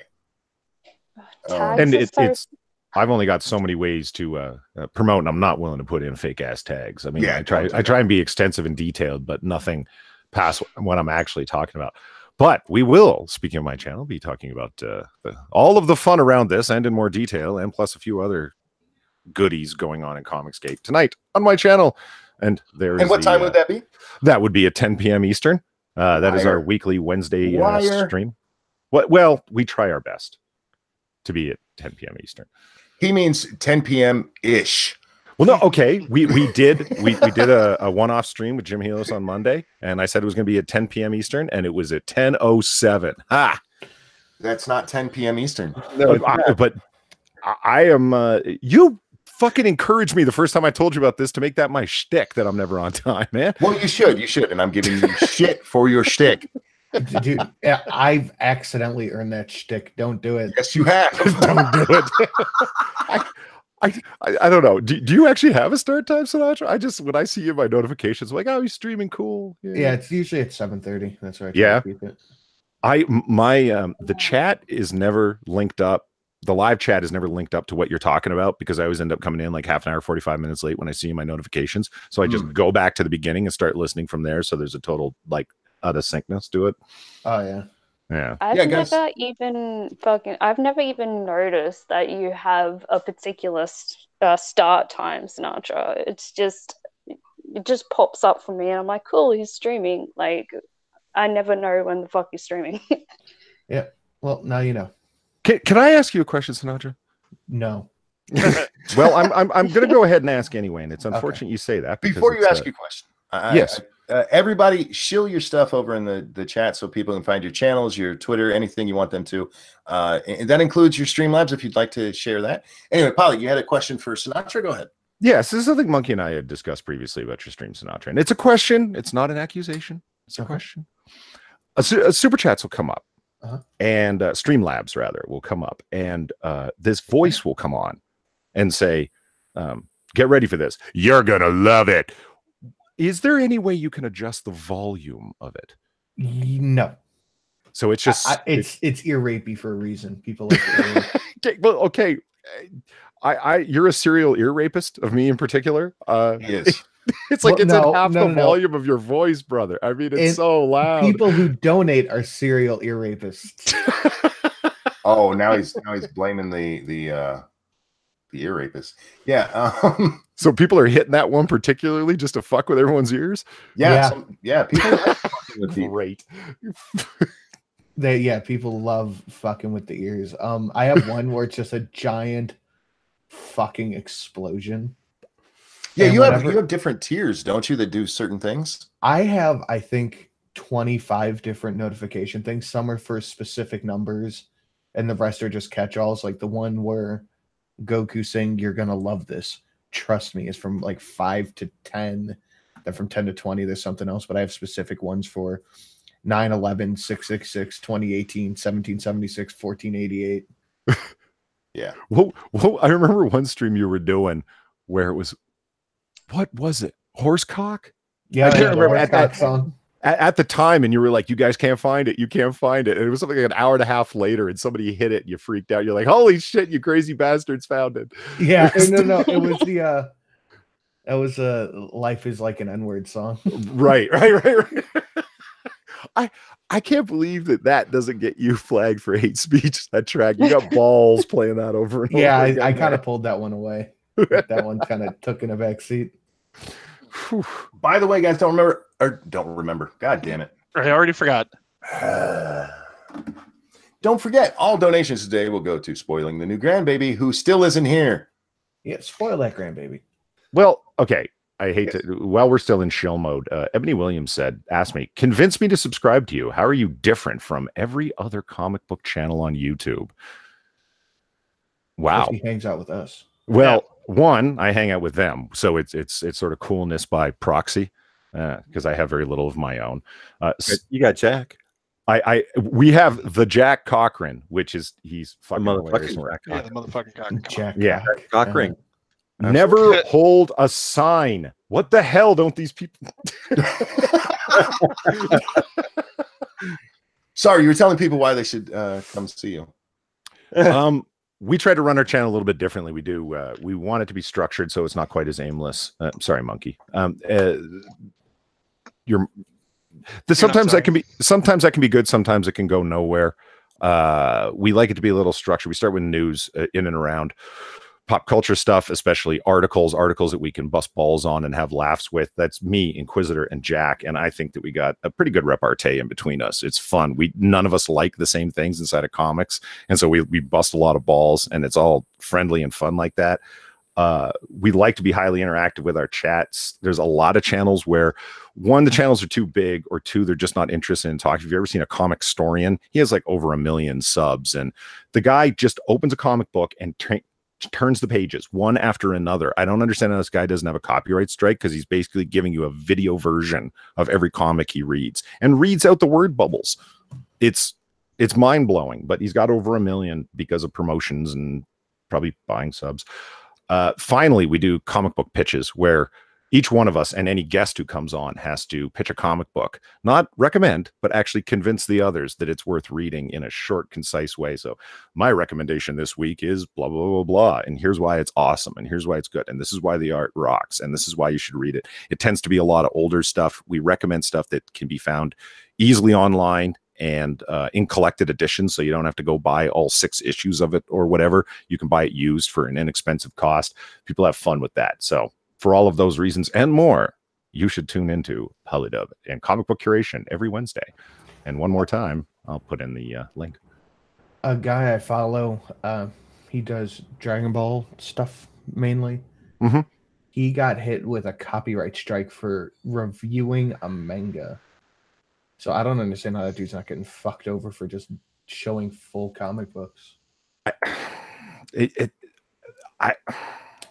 I think it's the same kind of protectionism that happens once you get to a certain level. Like you get a person at YouTube when you get 100,000, right? I think this that guy's at like 500,000.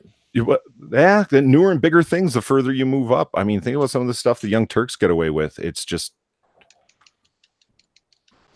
Yeah, I suppose. Yeah, and then it always comes down to the weird thing of somebody noticing and striking, whether the content owners notice and care. Because as I understand it, for gamers, they all know don't fuck with Nintendo. Because they're very litigious around protection of their IPs. Oh dear God. I have an opinion piece.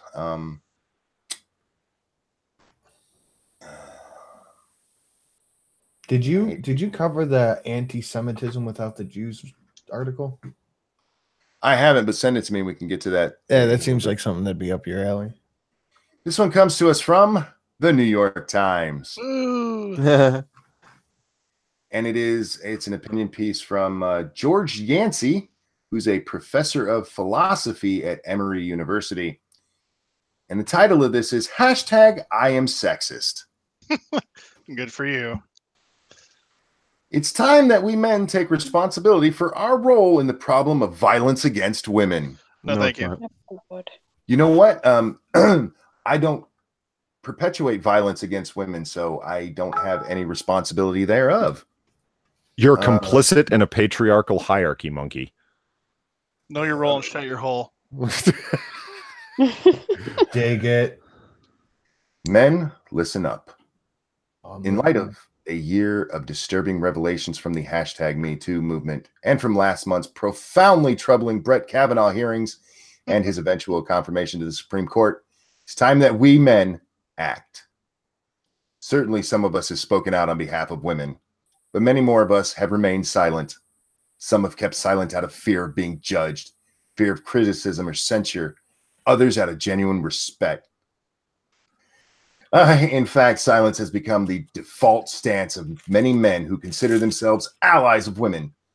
But given all that has transpired, staying out of it is no longer enough. I've decided. I don't even get how that works. Don't they need men to also agree? Otherwise, just women saying, yeah, women are awesome. Yeah, the only reason they got the right to vote is because we let them. Bye. Go to work. I've decided not to cut corners. So join me with due diligence and civic duty and publicly claim I am sexist. By the way, that is with an exclamation mark. Oh, God. And after you've said that, mea maxima culpa, and make sure to flagellate yourself. Fuck off. In fact, perhaps it's time that we lay claim to a movement. #I am sexist. You know what? Maybe it's okay that these people are admitting it. Because we've seen a majority of rape, abuse, and sexism come from male feminists. Yep. Remember the guy who pepper sprayed that girl in the face and then punched her for wearing a Make Bitcoin Great Again hat? I remember that. Yes, I do. Yeah, it all seems to be coming from one side. When's the last time you saw a guy wearing a MAGA hat punch some feminist in the face? I can't say I've ever seen that. It doesn't happen enough. Right. Not nearly enough. Let's see. Think about its national and international implications as we take responsibility for our sexism, our misogyny, our patriarchy. This dude's a dick. Foxy Veritas in chat says, Polydub, you have a great voice. I was just in the middle of sending a sunglass emoji in response. Thank you. You should ask me about his road collection. Between all of these people and Ebony Williams being so nice to me, I don't know what to do with myself. I'm not good with compliments. Tell Foxy to You're a piece of shit, Polly. Shut up. So I feel better. Voice then is what you're saying? What'd you say, Sinatra? I said Foxy is Foxy. I guess. Yeah, she's sexy. Old guy gamer. Yes, I did get my Twitter back. My 12 hours, 18 hours, but yeah, it's back. I told you you're gonna get it back sooner than that. People play with me over this stuff. I have Chaos Eve on Discord doing this these kissy noises at me because I don't know what to do with it. I'm just like, what the She's Hey, Polly. What's that? I love you, Polly. See, this is. Can we go back to the piss eggs? I was much more comfortable. Oh, Polly. Oh my God. Far is going to use this. Get pruny fingers in a minute. You're right. He is. Yeah, this is. You have to understand. Far is always lurking, waiting to take audio out of context. Monkey, you gotta learn how wily and cunning these Australians are. I fucking sit here and moan daddy on a fucking live stream, but you guys are making me uncomfortable. Well, okay, we need some scientific research done on that. Indeed. Speaking of science, Monkey, you said that was in the New York Times, that article? New York Times, yeah. You want me? I'll throw it in the chat if you'd like to see it. I was just curious if it was an op-ed or whether it was in their analysis section or it just says opinion at the top. Yeah, okay. Got New York Times there. And gee, I wonder why anyone was worried about Sarah Jeong coming onto their editorial board, huh? Like, look at the stuff that passes their editorial muster over at that fucking rancid hole. YouTube, fix your shit. We're being told that it's lagging and buffering for people. Guys, that's not on our end. That is strictly YouTube. I'm watching the stream on my machine. I'm fine. Every stream has been lagging that I've watched in the past 48 hours. Really? Yep. I watch every stream I'm on just so I can keep track of chat, and I'm watching it, and it's perfect. No problems at all. Oh, see, I pop out chat and close the actual stream. I keep the stream paused because I'm running a potato with not particularly strong ISP service. So, get a goddamn connection. My internet sucks, so I have to. That's why I close down everything I can. Yeah, I keep. So, the only reason I got the tab open is for chat, so I can see chat. But I pause and mute the stream. Yeah, pop out your chat. You can close that window, man. Oh yeah, cool. Yeah, that's another thing I can do. See, you know, Monkey, I'm actually kind of proud of you. Thank you. And I'll tell you why. You didn't take the obvious insulting thing of jabbing me that this guy's a philosophy professor. I wanted to. I wanted to. So did I. I'm over here shaking. You're evolving. No, you know what? Because even though you guys both are philosophy peoples, I don't think I would ever read something like this from you. So I was not making those connections. It'd be like, no, I'm not going to make that comparison. But I understand there's different people in philosophy. Well, this dude's just a dick. Well, this is in anticipation of you making that point. I already opened a tab to retort. So, I like to keep you on your toes. Yeah, now I feel bad, but let's flash back. Remember this: male, pale, and stale university professors to be given reverse mentors.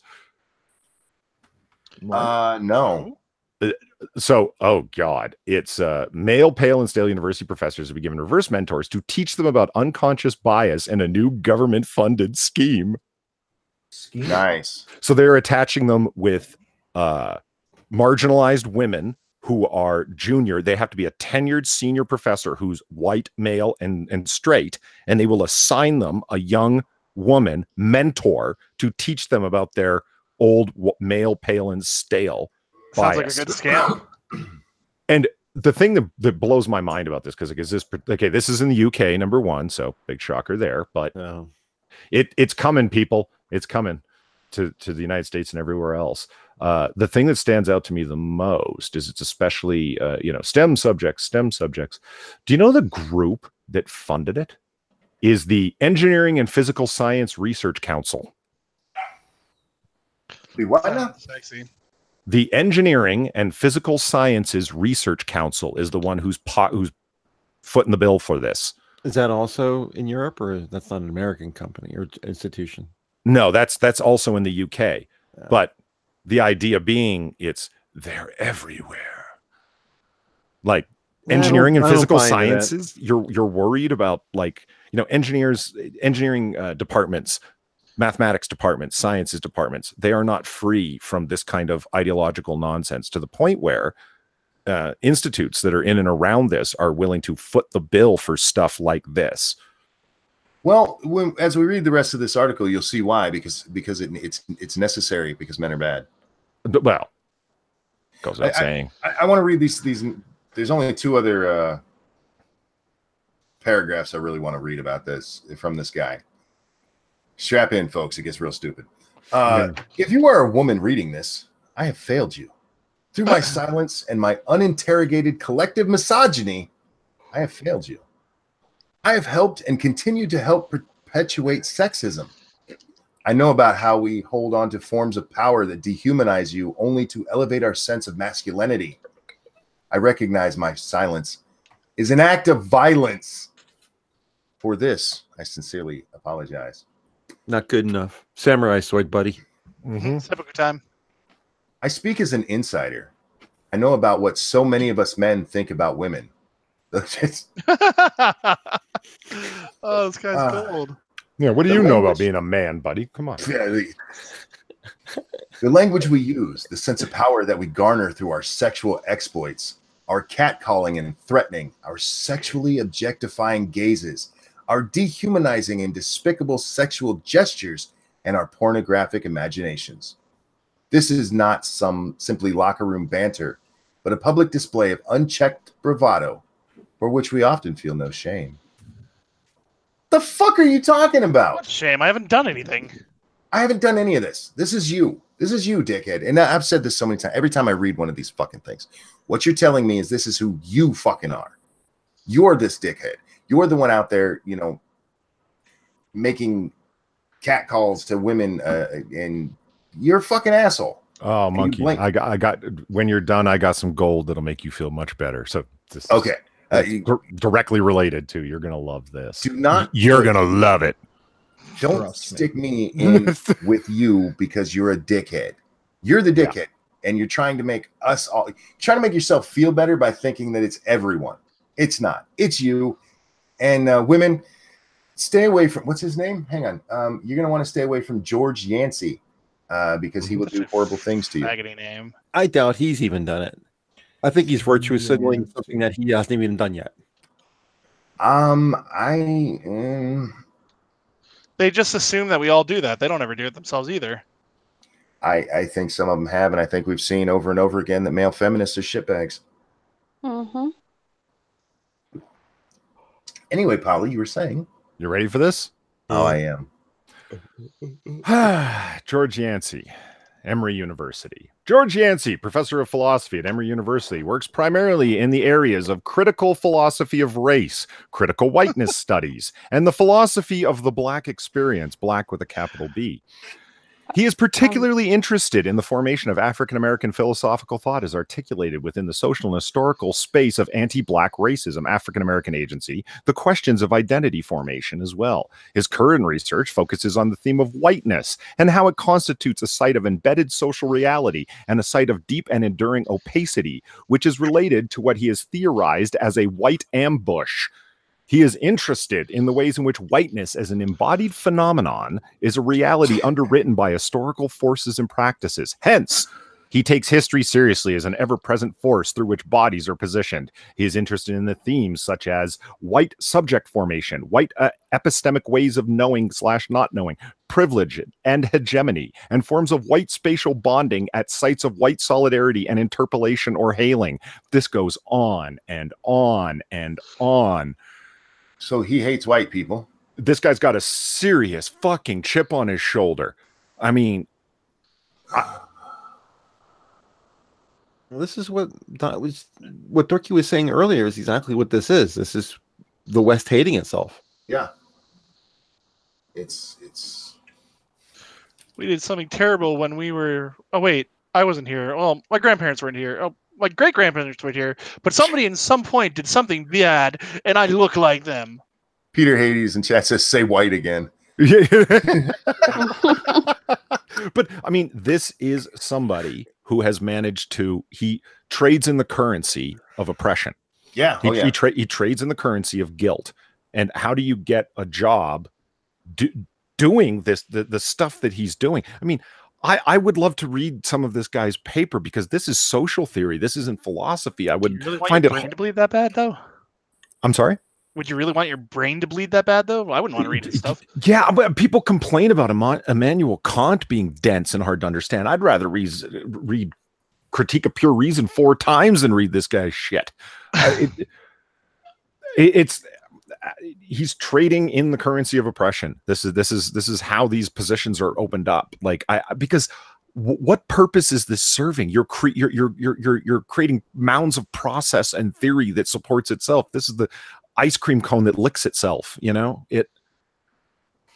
Anyway, so that's who wrote that. Take that article with a grain of salt from the New York Times. Take it with a shot of penicillin. I was going to anyway, but this just solidifies it. And Emory's a great school. What the fuck, Emory? Anyway. Are there any great schools left? Are they all just leftist? I will not leave and burn the village behind me. Yes, there are great schools. There's just agent provocateurs within the gates. If you mean, are the structures still sound? Sure. This is the one Sinatra sent. Trump's ideology is anti-Semitism without Jews. Okay. That's like an integral part of anti-Semitism. It really, really is. That's like being sexist without, men or women.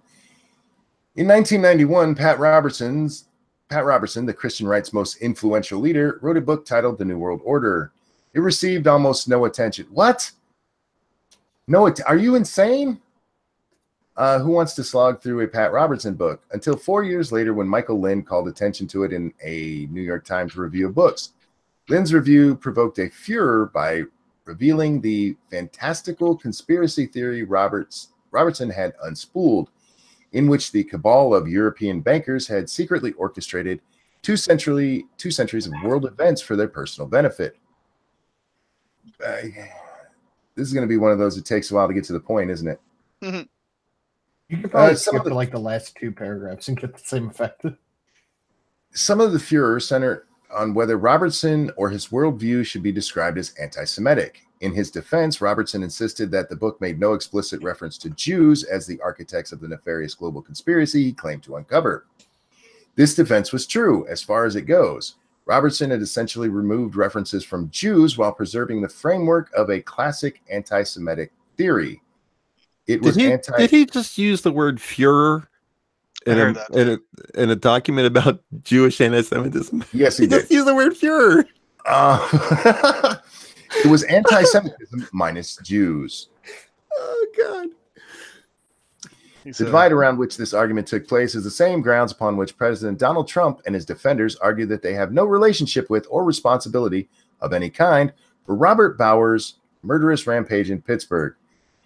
The evil act... Oh, God, you're not going to do this, are you?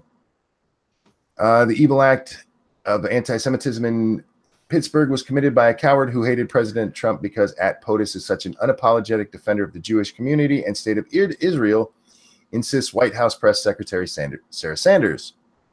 The far-right faction with which Bowers identifies does oppose Trump as a pro-Jewish sellout, citing such betrayals as his support for Israel and the marriage of his daughter to a Jewish man. Those differences between Trump and murderous anti-Semites are hardly trivial. But you're going to go on and make the case anyway, aren't you? Still, Bowers does identify with some of Trump's goals and rhetorics because Trump has inspired the racist far right to a degree surpassing any modern American president. His depictions of immigrants as inherently criminal, not what he said, and his attempts to connect immigration to shadowy cabals of financiers closely track white supremacist tropes. So understanding that somebody is paying for the... What do you think? People out of the kindness of their heart are renting dozens and dozens of dump trucks and driving these people around? No, someone's paying for this shit. White supremacist tropes. Okay. During the 2016 campaign, Trump has inadvertently slipped over the line between explicit and implicit anti-Semitism when he tweeted out a meme produced by anti-Semites calling Hillary Clinton the most corrupt candidate ever inside a Star of David.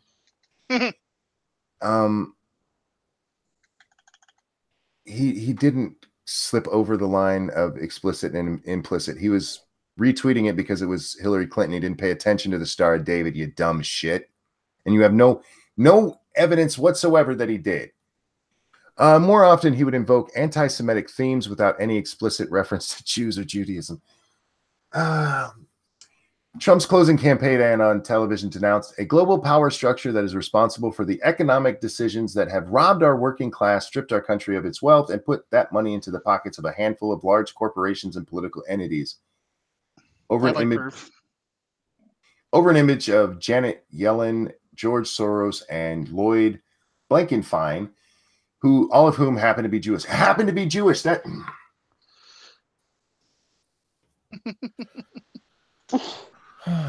Yeah. It is not anti-Semitic to criticize a Jew if you're not criticizing them because they're Jewish. You fucking dick. Isn't Ivanka Trump Jewish? She is. She married a Jew and converted. And Trump is still anti-Semitic. Dude, Trump moved our fucking embassy to Jerusalem to recognize it as the capital of Israel. It still doesn't make a difference. I was watching CNN. I hear you. So I was watching CNN this afternoon, and the Chiron at the bottom said, "Trump visit too soon."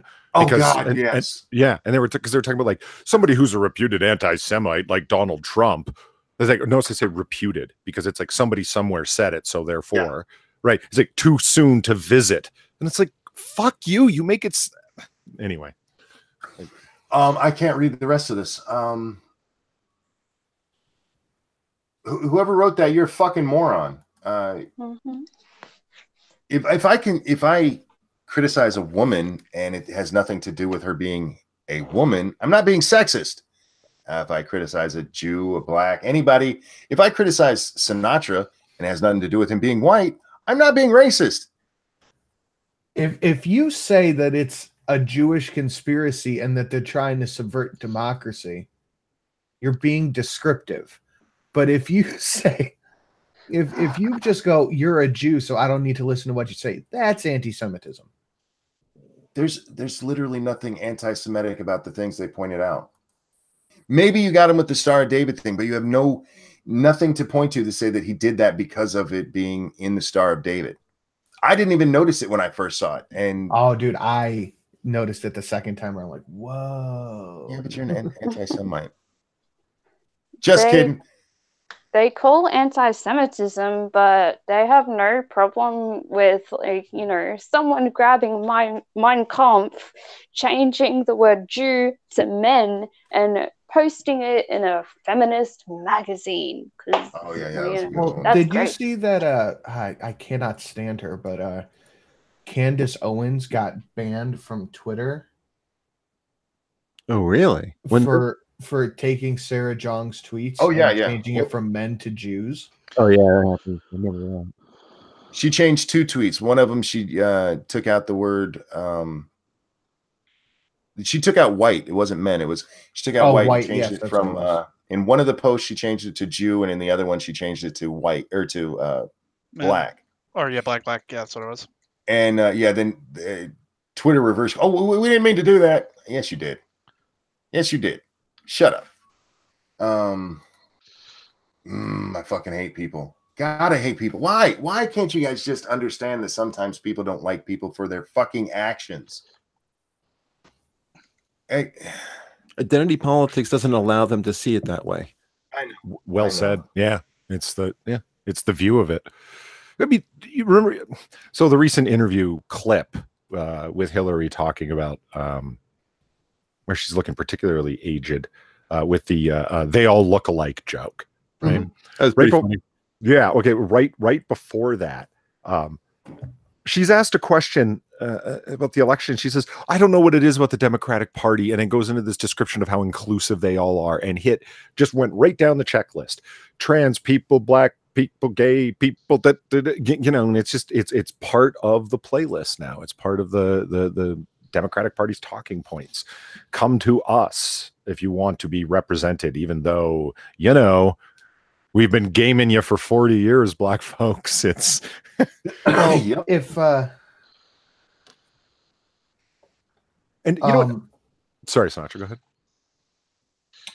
Even the LGBT flag, they added black and brown stripes for black and brown people. Not black and brown gay people, just black and brown people.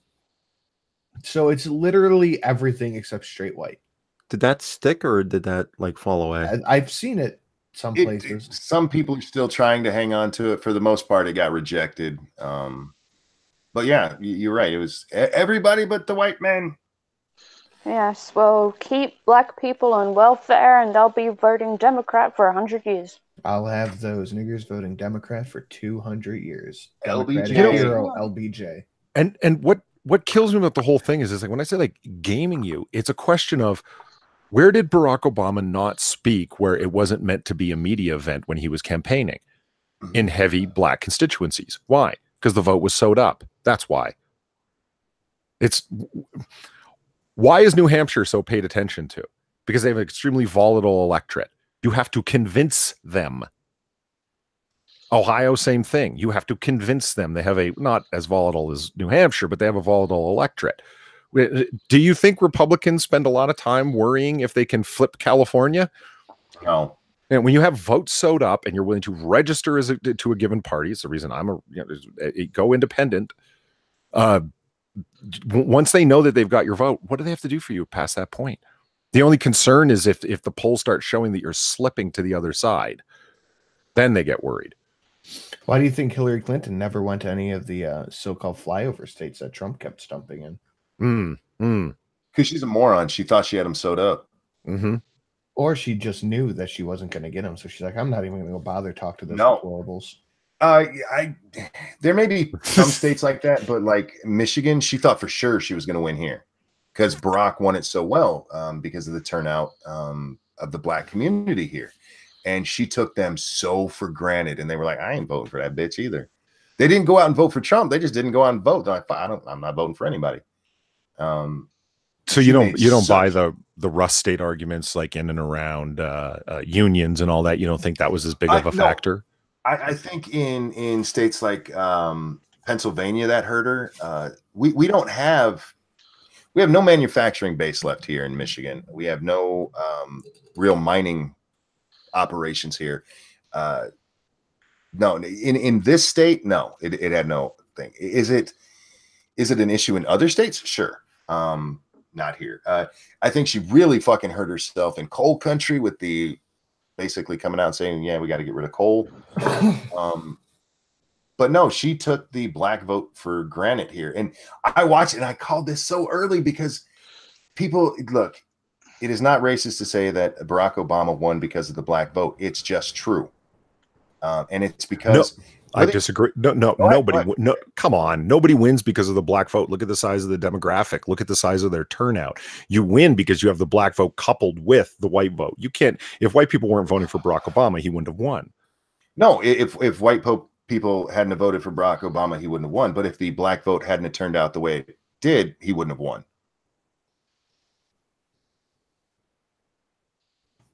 So you got to have both. Indeed, and in his case, if the black vote hadn't have turned out, he wouldn't have won. If he would have gotten all the white men and all the white women, that's what 70% of the country. Yeah, if every one of them voted for him. But if you look at historical trends and stuff, at the voting as it goes, Barack Obama would not have won without a massive black turnout.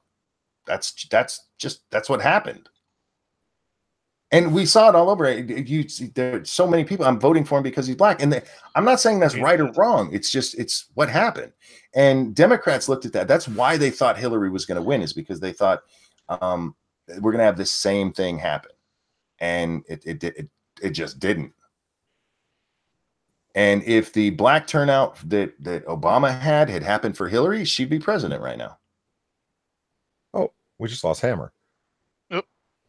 I wonder if he left or if Hammer, did you leave or did this fuck up? Oh, your camera's on, dude. That's okay. Let's see what's going on in that office. Toothpicks, cell phone. Yeah. It just points at you doing. It just points at my desk. Oh my god, that is gross. Throw out those fucking dental floss toothpicks. I'll bet you he's not using them for his teeth. Unused. Those look like cell phone, a pen, toothpicks, tape. Looks like the makings of a dud bomb, if you ask me. Oh God! You beat me to it. You I dropped my the bag when I tried to open it, and they all just kind of flew out everywhere. So I love those things. They are unused, brand new. Is that a pregnancy test? Polly, did you get Hammered pregnant? We're friends, but my God, man, my God. Let's talk about birthright citizenship. Okay, I like where this conversation goes. This is interesting. This comes from Seth Lipsky for the New York Post. Trump is dead wrong about birthright citizenship. No. Not though, is he? He's wrong, but he's not wrong, and we'll get to that. President Trump is making a blunder with his vow to end birthright citizenship. He'd compound the error were he to try to snuff out this constitutional beacon with a mere executive order. I say that not out of hostility to the president. On the contrary, I endorse him and voted for him and agree with most of his major policies, including enforcing immigration laws. Yet it's hard to see the logic in curbing legal citizens, which is what ending birthright citizenship would be doing. No. Our long-term economic problem would yet be lack of enough people. What? Oh, God. I'm sorry. Trump's vow to end birthright citizenship and to do so by executive order was made in an interview with the online publication Axios and is due to be broadcast on Sunday. We're the only country in the world where a person comes in and has a baby, and the baby is essentially a citizen of the United States with all of those benefits. And Axios Scribe quoted Trump as saying, "It's ridiculous," Trump said, "it has to end." Actually, the Harvard Human Rights Journal reckons that there are at least 30 countries with automatic birthright citizenship. Even were we the only one, the 14th Amendment wouldn't be ridiculous. No, the 14th Amendment is not ridiculous. How it's been interpreted is, you fucknut. If they open up the door to reinterpret the 14th Amendment to suit what's happening today, they do the same thing for the second. It is a response to the Supreme Court's Dred Scott decision. That was a pre-Civil War ruling that a black person whose ancestors were brought here in bondage could never be a citizen. After the war, America ratified brought here. Not snuck here, you stupid. Oh, fuck. After the war, America ratified the 14th Amendment. It said that all persons born and naturalized in the United States and subject to its jurisdiction are citizens of the United States or the states of where they reside. Subject to its jurisdiction. Oh, my fucking God. The amendment left in place the Constitution's grant to Congress of powers to pass the Uniform Rule of Naturalization. It's hard to see, though, how even Congress could nullify the 14th Amendment. That's fully part of the Constitution. It's America's bedrock. Congress echoed it verbatim on the key point when it passed its Uniform Rule in Immigration and Naturalization Act in 1952. It's even harder to see how Trump could get around it by executive order. Why we would, yeah, you're a moron. He's not wrong. Trump should not be trying to do this with an executive order. He does not have that power. But that's where the separation of powers comes in. He's going to do this. It's going to go to court, and it'll be challenged all the way up to the Supreme Court, where one of two things is going to happen. Either they're going to say, you don't have this power and leave it at that, or they're going to say, you don't have this power, but since we're looking at this, let's take a look at this whole birthright citizenship thing and maybe or maybe not uphold it. I would guess not uphold it with the court we have right now. I understand why he would want it changed, though, because, like, every year you have groups of people, like actual organized groups of people, tourists coming over to, while at the end of their pregnancy, just to have a baby in the United States. Therefore, their child is a citizen that has access to all of your fucking social services. And, well, guess what? The parent has to stay there now. And it's not just people coming across the border illegally. We have tourists that do this. That's what I was just saying. Yeah, actual people, like, was it the Chinese? I forget which one. There was a story. Chinese. Yeah, there you go. That are coming here literally just to have their babies. They do it at the very end of their pregnancy so they can have that baby here. It's not what the 14th Amendment was meant for.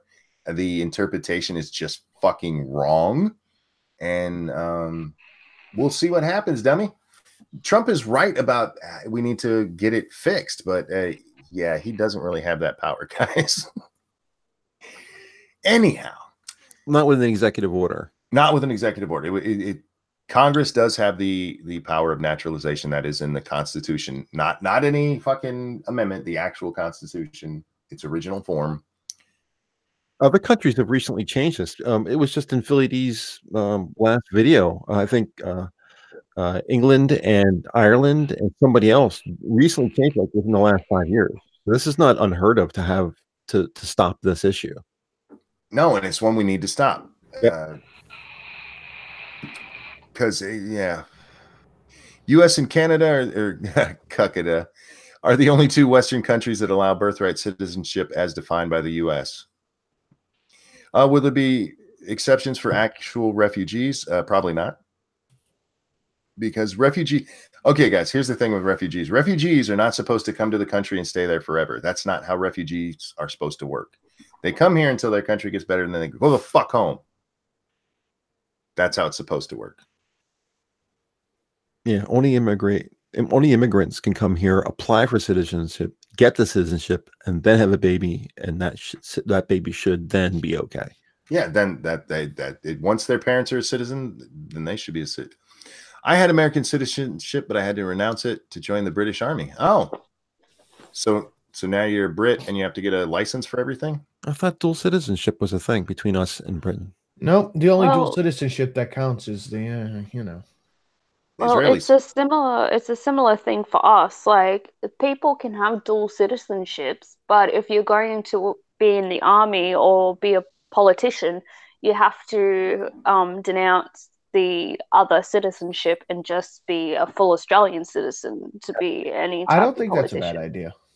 I wish we could have that here where we didn't have dual citizens running parts of the country.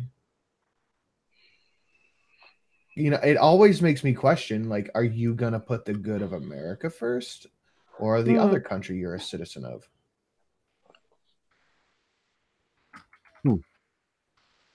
No, doesn't Romeo Millennial have dual citizenship with Canada and Hong Kong? Probably. Yeah, there's dual citizenships out there. I just I Hey, want to know how this guy thinks that we have a population problem if we don't let illegals squat their babies here. Squat their babies. Weibo says her boyfriend has dual citizenship with U.S. and Greece. She's in chat. Weibo just likes taking it the Grecian way. Ooh. Weibo. Is that what he calls it, Weibo? Dual citizenship going front to back? Filthy fucking wogs. Have you ever heard Weibo fart? No.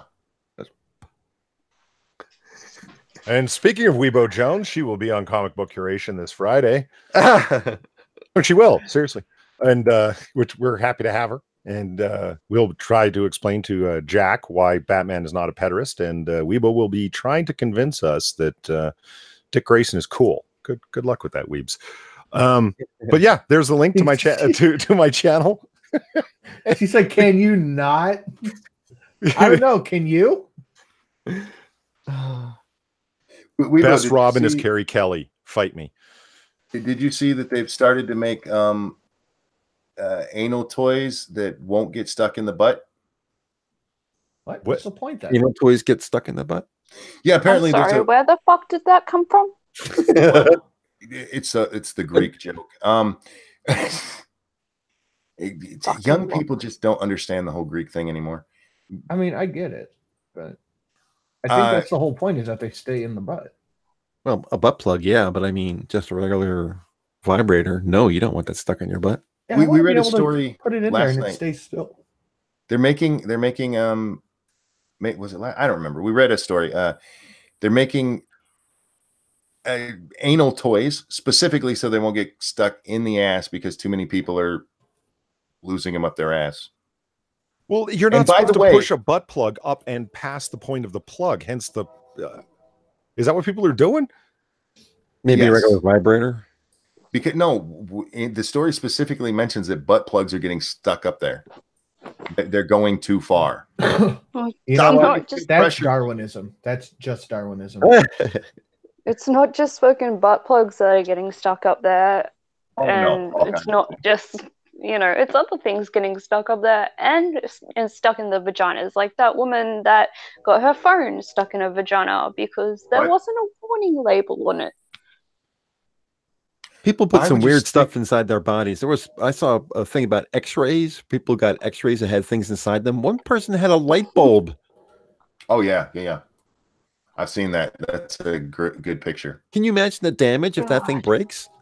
Yeah, it's either a fucking light bulb or his colon has a great idea. This is why God didn't give men vaginas. We would destroy them. We'd be like, I wonder if that fits. We still do. Yeah, we do. But we have to talk the woman into it. Yeah, we would. Yeah. Warning, do not get this stuck in your butt. That like the warnings they had to start putting on capes. You can't fly with this.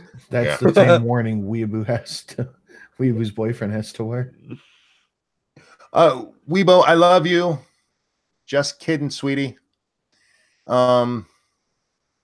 Tonight, I will be on the Ghost Poo podcast at 6:30 p.m. Eastern time. Is it 6:30? Yeah, I accidentally said 4:30 on the show last night, and Bear corrected me and yelled at me because I'm a Navy brat and I should have been able to read military time. And he was absolutely right for doing that. I thought they were doing it at 5:30. Are they really changing the time for one day? Yeah. What's wrong with that? We do that occasionally. That's weird. Sometimes life happens, man. And with their weird ass going into daylight savings time a week before we do. Why is this still a thing? What? Daylight savings? Yeah. I don't know. My I say pick the state half doesn't hour. have it. Pick the half hour in between and go with that. We all love Weibo. Weibo's awesome. Weibo's amazing. I love me some Weibo.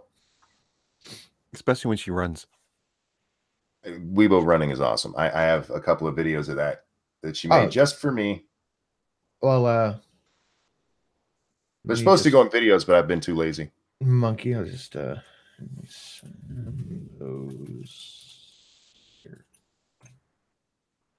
sending me something.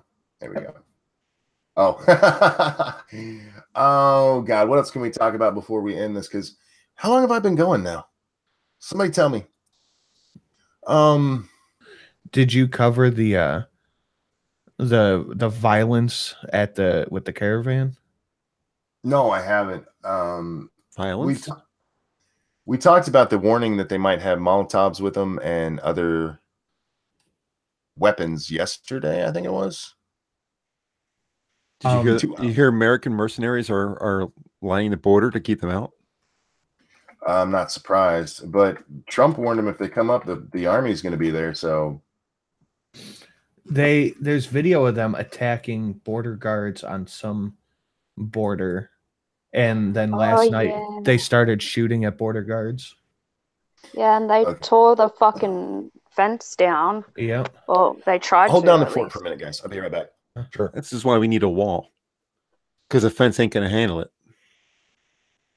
I think having American mercenaries, people who are just Second Amendment absolutists, just sitting out there when these people come around the corner, because they don't have to follow the same rules and laws that the military has to. And the military is just going to be a peacekeeping force. They can't shoot anybody. Dude, I think that if they're not allowed to directly march in, they're going to get violent in a heartbeat. Oh, fuck yeah. Like, if you go look at my last couple tweets, I'm replying to Sofane and someone else with the same thing. There's a 2-minute long video of them ripping down the fence and throwing rocks at people because they won't let them walk the way they want to. Yep. That's going to change when they get here. And then Mexican two Hondurans shot at federal police officers, Mexican federal police. So these people have guns? Yep.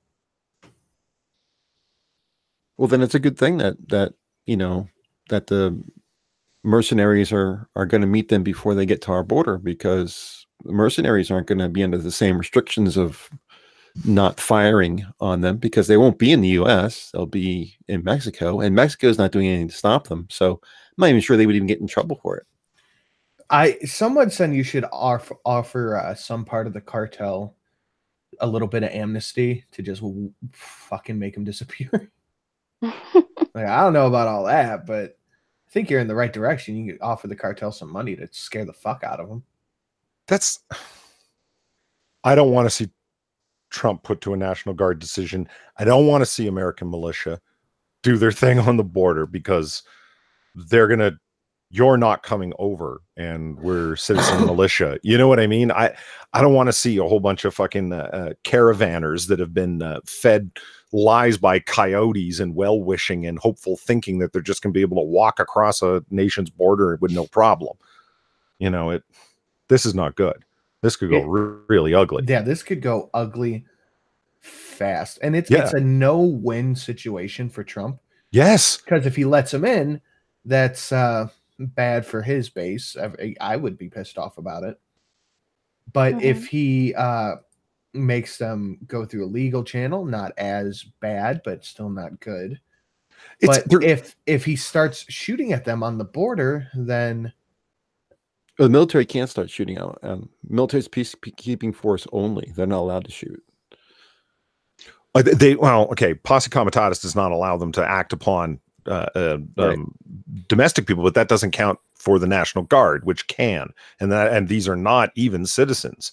So they're defending the border, which is in a lot of ways literally what the National Guard is for. If they start trying to force their way across a border, can they shoot? Well, this is getting into rules of engagement that are too deep for my level of knowledge. That's outside my pay grade. Well, it's water. I think they would be smoke bombs, right? I think they'd be able to engage, especially considering that they are fucking armed and they're violent. Well,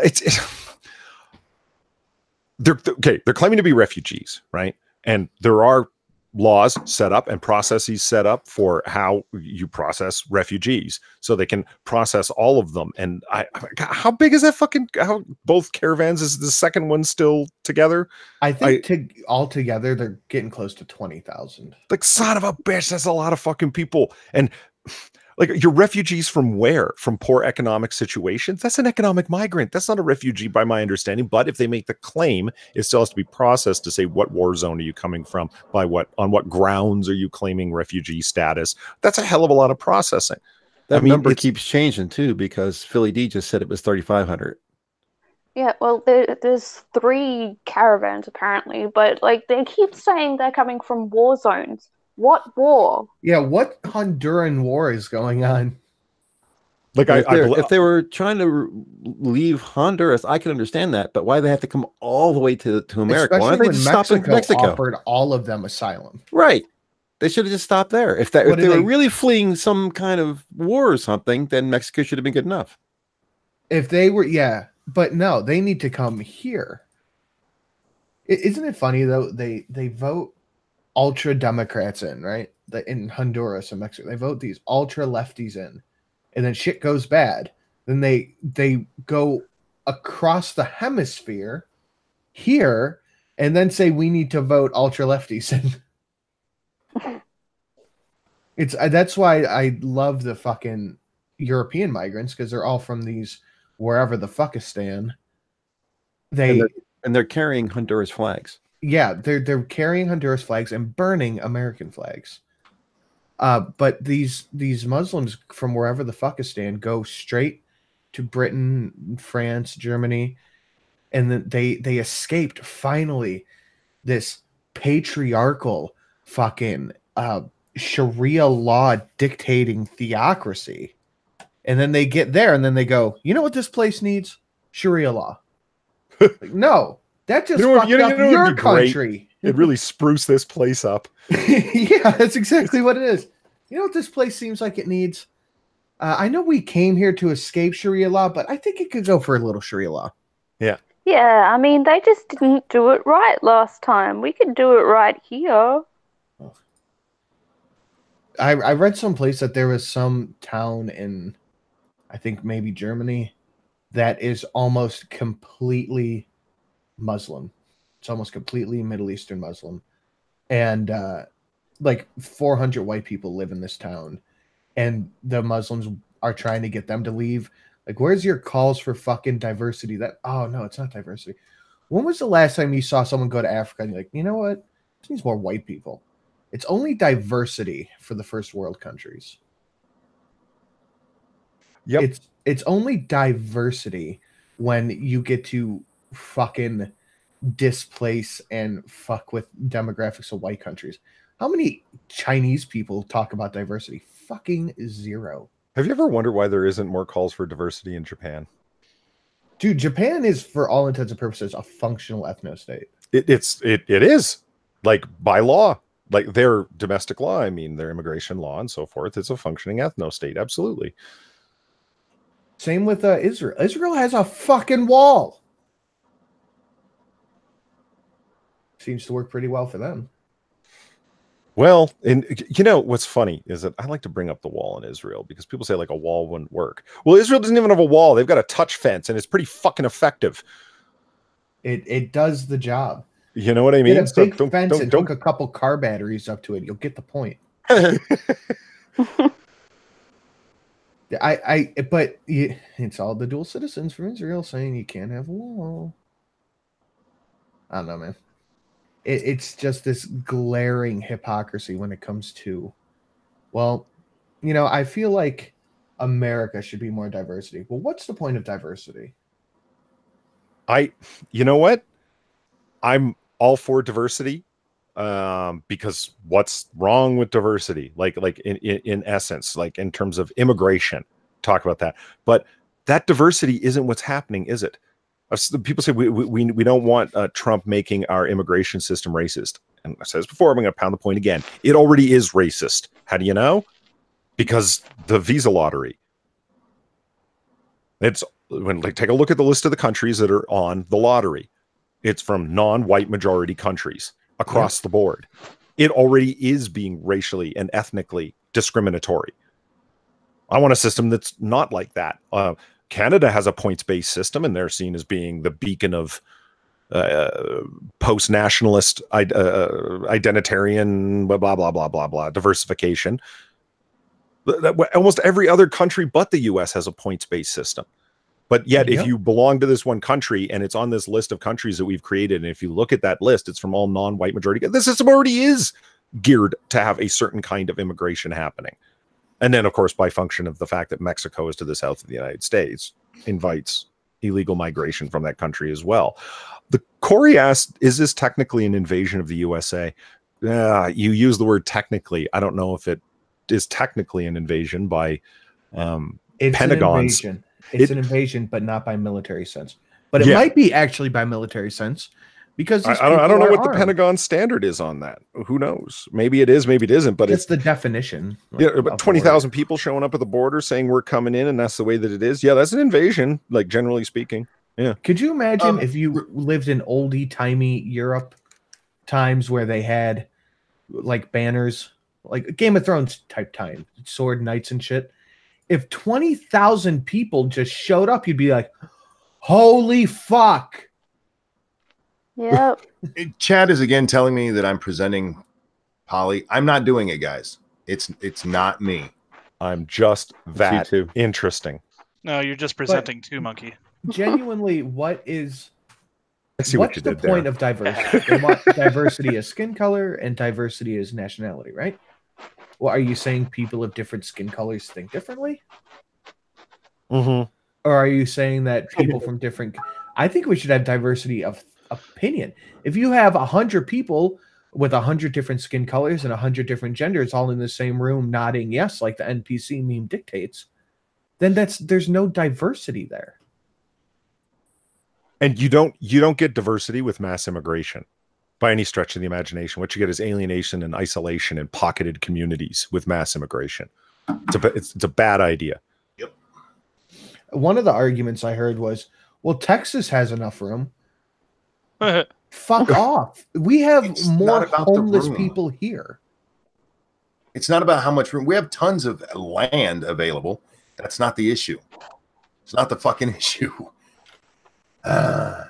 Have you ever seen that when they'll show like population densities of a given like European nation next to like Texas or and they'll show like, look how much space they have, and they're complaining, like, and it's always from like, a certain political perspective that these arguments are being made. And it's like, did you have tents for them? Like, are you planning on having them like, housing and so on? Like, those issues aren't even considered. Those factors aren't even considered. Look at the population density of in and around London. Yeah, well, it took many, many, many, many, many centuries to build that up, didn't it? The idea of, again, mass immigration is not a good idea. Witness what's going on in Germany and throughout the European Union. It's not good. Why is Hungary turning them away if it's a great thing? Yes, I want to let them all in, but I don't want them staying anywhere near my house. Time out, guys. Just a baby update. It's still going slow. They're actually giving her more. I don't know what the word was there. Some kind of medicine to try to push things along. Induced labor medicine. Well, they gave her that last night. It's not working. They broke the water. Still going very slow. The doctor apparently just checked her. Which, by the way, if you've never seen a woman give birth, it is amazing how many people walk in and just shove their fingers up them. Yeah, that's how it was when my ex was giving birth. Yeah, man, it's like, I'm here to stick my fingers in you now. I should have thought of that. I'd go down the ward and just be like, I'm checking you. Where's what are you, Dr. Monkey? Yes, Yeah, Dr. okay. Monkey. I'm here to give pelvic exams, whether you need one or not. They should just they should close and electrify the fence and then hang a big neon fucking sign that says no vacancy. She's still between 4 and 5 centimeters. Jesus Christ. Shit. Taking a while. Darren Oh, Harry says I'm putting out large amounts of just squalling white noise. It's like that for anyone else in chat? Sorry about that if it is. I'm not hearing anything from it. Is he talking about what you're saying? Maybe he's talking about what you're saying. Oh, yeah. In that case, he's correct. No, you sound. I am. Paul, you're fine. Who's that? God damn it! I have top chat on again. YouTube, fix that shit. Yeah, I have default should be live chat. Dude, it they keeps told logging me me out of YouTube. That's been happening for like a week now. I get logged out of my stream channel and put into my main channel, like midstream too. Darren Henry said that. Paulie's outputting ultra high tones of white noise. Yeah, I don't hear anything. So I thought he meant you were just making white people like you. Maybe that's why your shit. icon is up on the screen so often. Oh, maybe. And Sarah never misses an opportunity to call me Poolie. Jesus, I should have never told that story.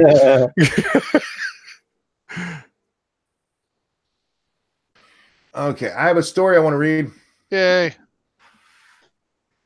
Chef who exposed himself at women's focus party steps down. Oh, poor guy. Charleston sausage. Charleston, South Carolina. A South Carolina chef who exposed his genitals and buttocks at an event showcasing women-owned businesses says he'll seek counseling. Mark Ray tells the Post and Courier he's always been the life of the party, but says he realized pulling his pants down didn't go over so well. we can tell he's the life of the party. Shit, son. Dude seems like a blast. Around 40 people had gathered Friday at Ray's One Broad. No. The name of the place is One Broad. All right. For the reception featuring designers and high-end artisan good dealers. Event organizers say Ray put himself between a camera and 3 women before dropping his pants to his ankles. Ray says he apologized to the people involved, but organizer Aaron Reitz says he just called her husband. I think there's something wrong with that sentence. Ray announced Monday he's giving up day-to-day duties at One Broad and Normandy Farm Bakery. Charleston police are investigating. Dude, if your idea of being the life of the party is to expose yourself, you're the guy nobody likes. I mean, what if it's like magnanimous though? Yeah, he's the guy who fucking breaks shit. Yeah, he's the one that laughs too hard at his own jokes and everybody wants to punch.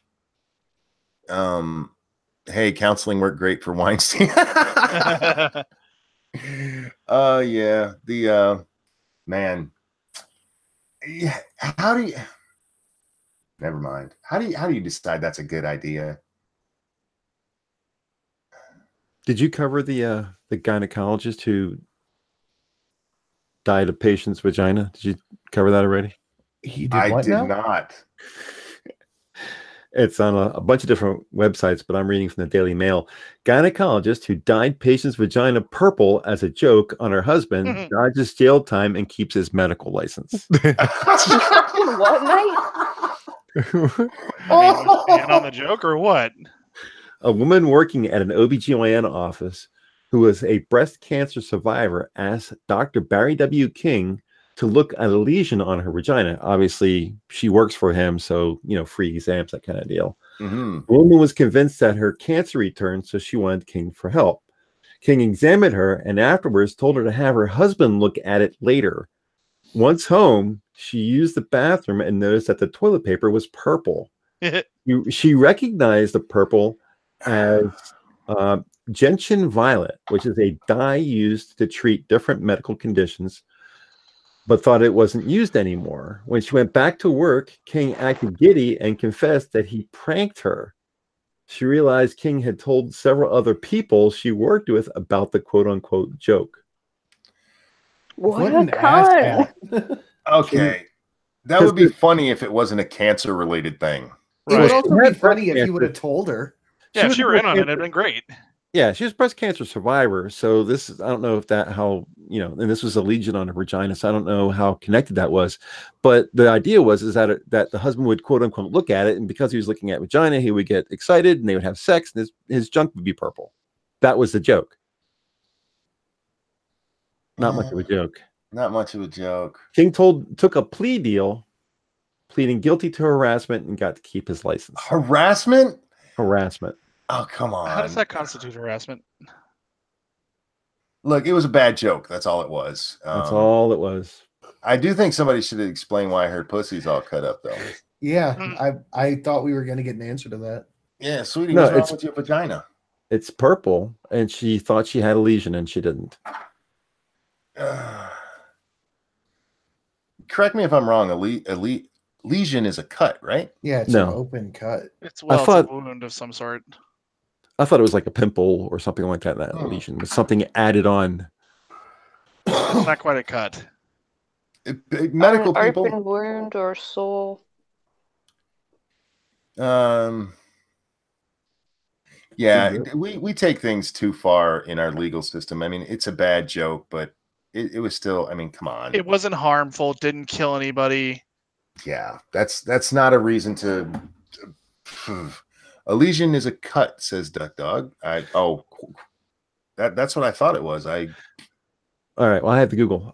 A region in an organ or tissue that has suffered damage through injury, disease, or others, such as a wound, ulcer, abscess, tumor, etc. Oh, so there's still something funky going on with her twat. You need to get that looked at by somebody who's not going to turn your pussy purple. Could you? I couldn't do that if I worked with somebody and like, hey, will you check out my junk for me? Well, he has an OBGYN, so Yeah, but do you want your employer to know exactly what your pussy looks like? If you don't have to pay for it, some of that stuff's expensive. yeah, that's true. I guess that was the whole point. Was that? Oh, can you take a look at this for me real quick? That seems like no.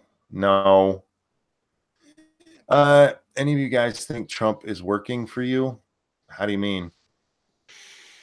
Yeah, what does that mean? Like as in working out for me? He is under our service. Yeah, that's the whole point of being a civil servant. There's things he's done that I am happy with, things he's done that I'm like, really? And things that I just don't care about. I'm a little bit different. I'm happy with everything that I can think of that he's done, but not happy with anything he's ever said.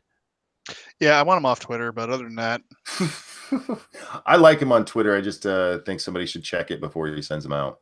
Oh, it's comedy gold, but ignore him, y'all. Just being an ass in chat. Who is that? The one word world or somebody else? do I need to go abuse my mod powers? Okay, so he's who is this? Hang on a second. I will be with you in a moment. there's somebody in chat stirring things up, but we got mods. I'm not worried. In the meantime, Weebo Jones let me know that I jumped the gun on her being available for this Friday. I'm trying to organize like 3 different streams at the same time, plus writing a research paper right now, and I misunderstood that she was going to be available this Friday. She said possibly. And so anyway, 100% my fault. Hopefully she'll be able to do it this Friday, but she still has to let me know. So minor correction there. But it was my fault. I own it. Ban me. No, we don't do that around here. Keep saying stupid shit. It gives us something to laugh at. That's how we treat dummies. Anyway, yeah, go ahead. That reminded me. Oh, I just lost it. I had it for a second, but there was something. Never mind. Go ahead. It'll come up to me. Exclusive scares for Bill Maher and Michael Moore in wake of mail bomb threats. This is from page 6 of the New York Called Post. it, by the way. I said Michael Moore is going to quote unquote get one. I thought they caught the guy. They did. Yeah. There was a scare in Hollywood on Monday when a suspicious package addressed to Bill Maher was reported to authorities, and the powerhouse management firm that reps the comic had to evacuate its offices. Sources told Page Six that Brillstein Entertainment, which reps Marr as well as Brad Pitt, Rob Lowe, and Courtney Cox, had been warned by authorities that Marr's name was on a list of potential targets by alleged mail bomber Cesar Sayoc, as was Brillstein's. What are you doing over there?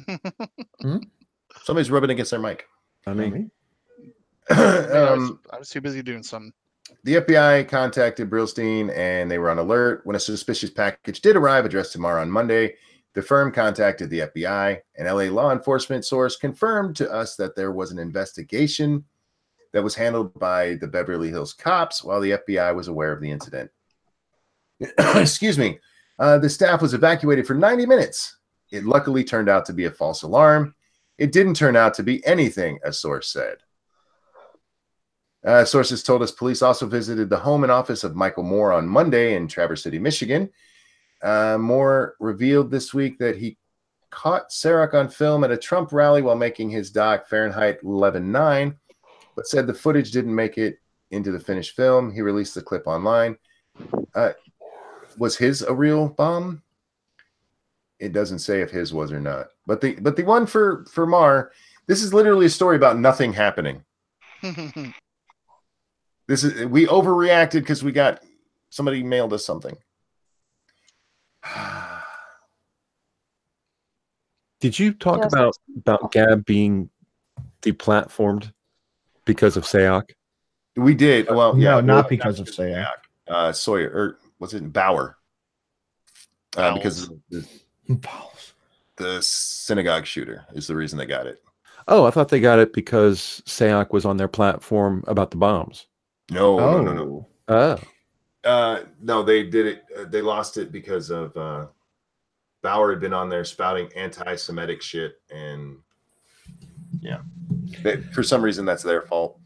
I have a video I'm gonna put live after this ends in a response to Mundane Matt talking about this because wow, holy shit, was that a fucking interesting video? One World, I just want to thank you. Engagement helps these videos, and I appreciate that. Guys, don't forget to hit the like button as well. And if you like what I do here, please consider supporting the channel with a financial donation that I'm going to spend entirely on the little one. I can't wait to spoil this child. You guys have no idea how happy I am. The bad part about babies is they're so boring for like the first 6 months. All they do is look at you and smile, pee, poop, and sleep. Feed me, asshole. Going back to sleep. Yep. Like, clean this. I'm tired. They're cute and they're cuddly, but man, they're boring. And they can't even hold their damn necks up. But I'm still so happy. They're gigantic heads. You know, I've had a big head my whole life. I don't know why my mom didn't punch me in the face when I was born. Because it's a different kind of big head monkey. Were you a big baby?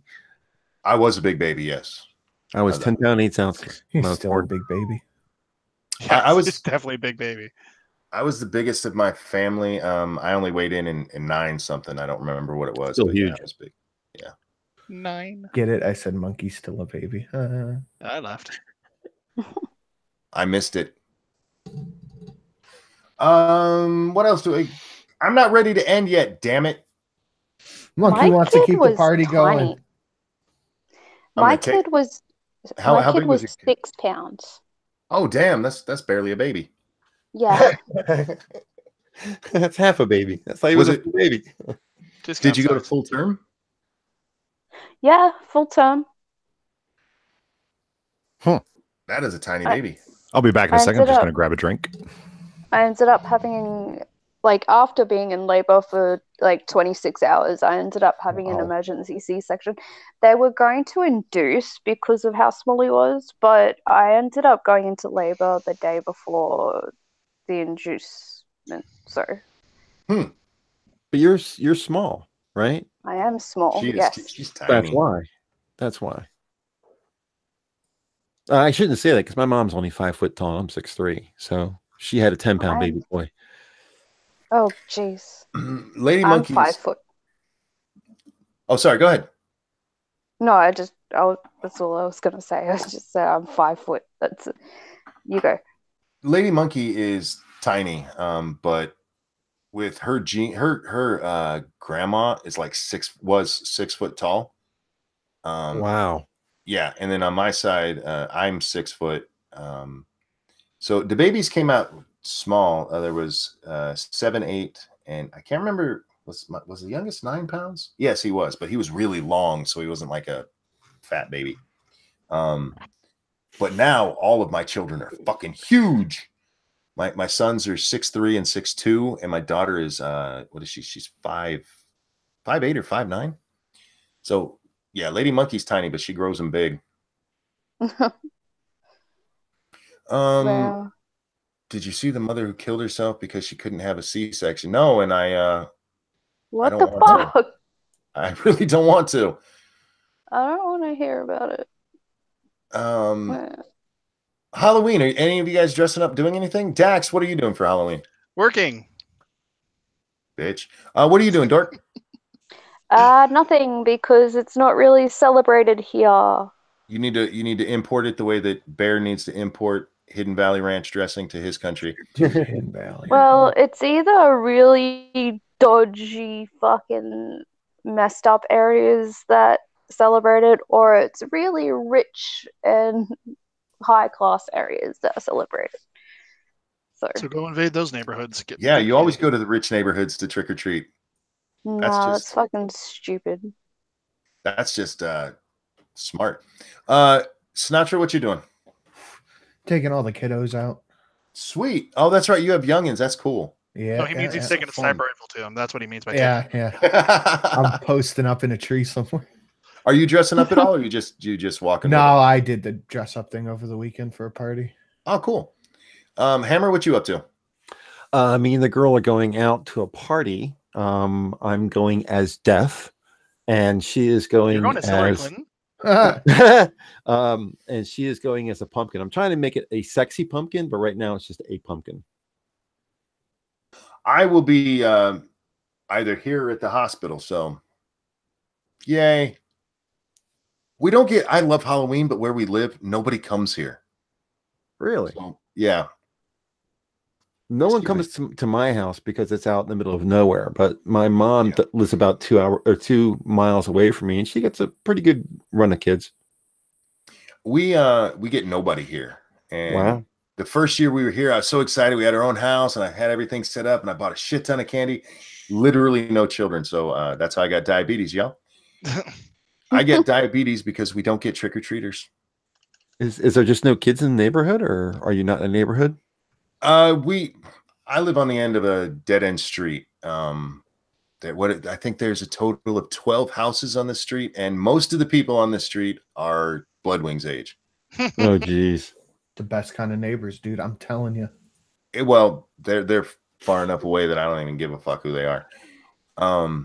But yeah, Bloodwing's age. He's 2 years older than me. Okay, so Hammer's age. My age. Well, what I meant by that, they don't have kids. They have grown kids if they have teenagers. them. Yeah. Their grandchildren don't come up this way to trick or treat or anything. The town that we live by, there's lots of trick or treating there, but yeah, nobody comes up here, and it's depressing to me. I like watching all the kids come up and they're so excited to be out getting free candy. Do you still dress up the house real big and all? Fuck no, there's no reason to. Now I'm depressed.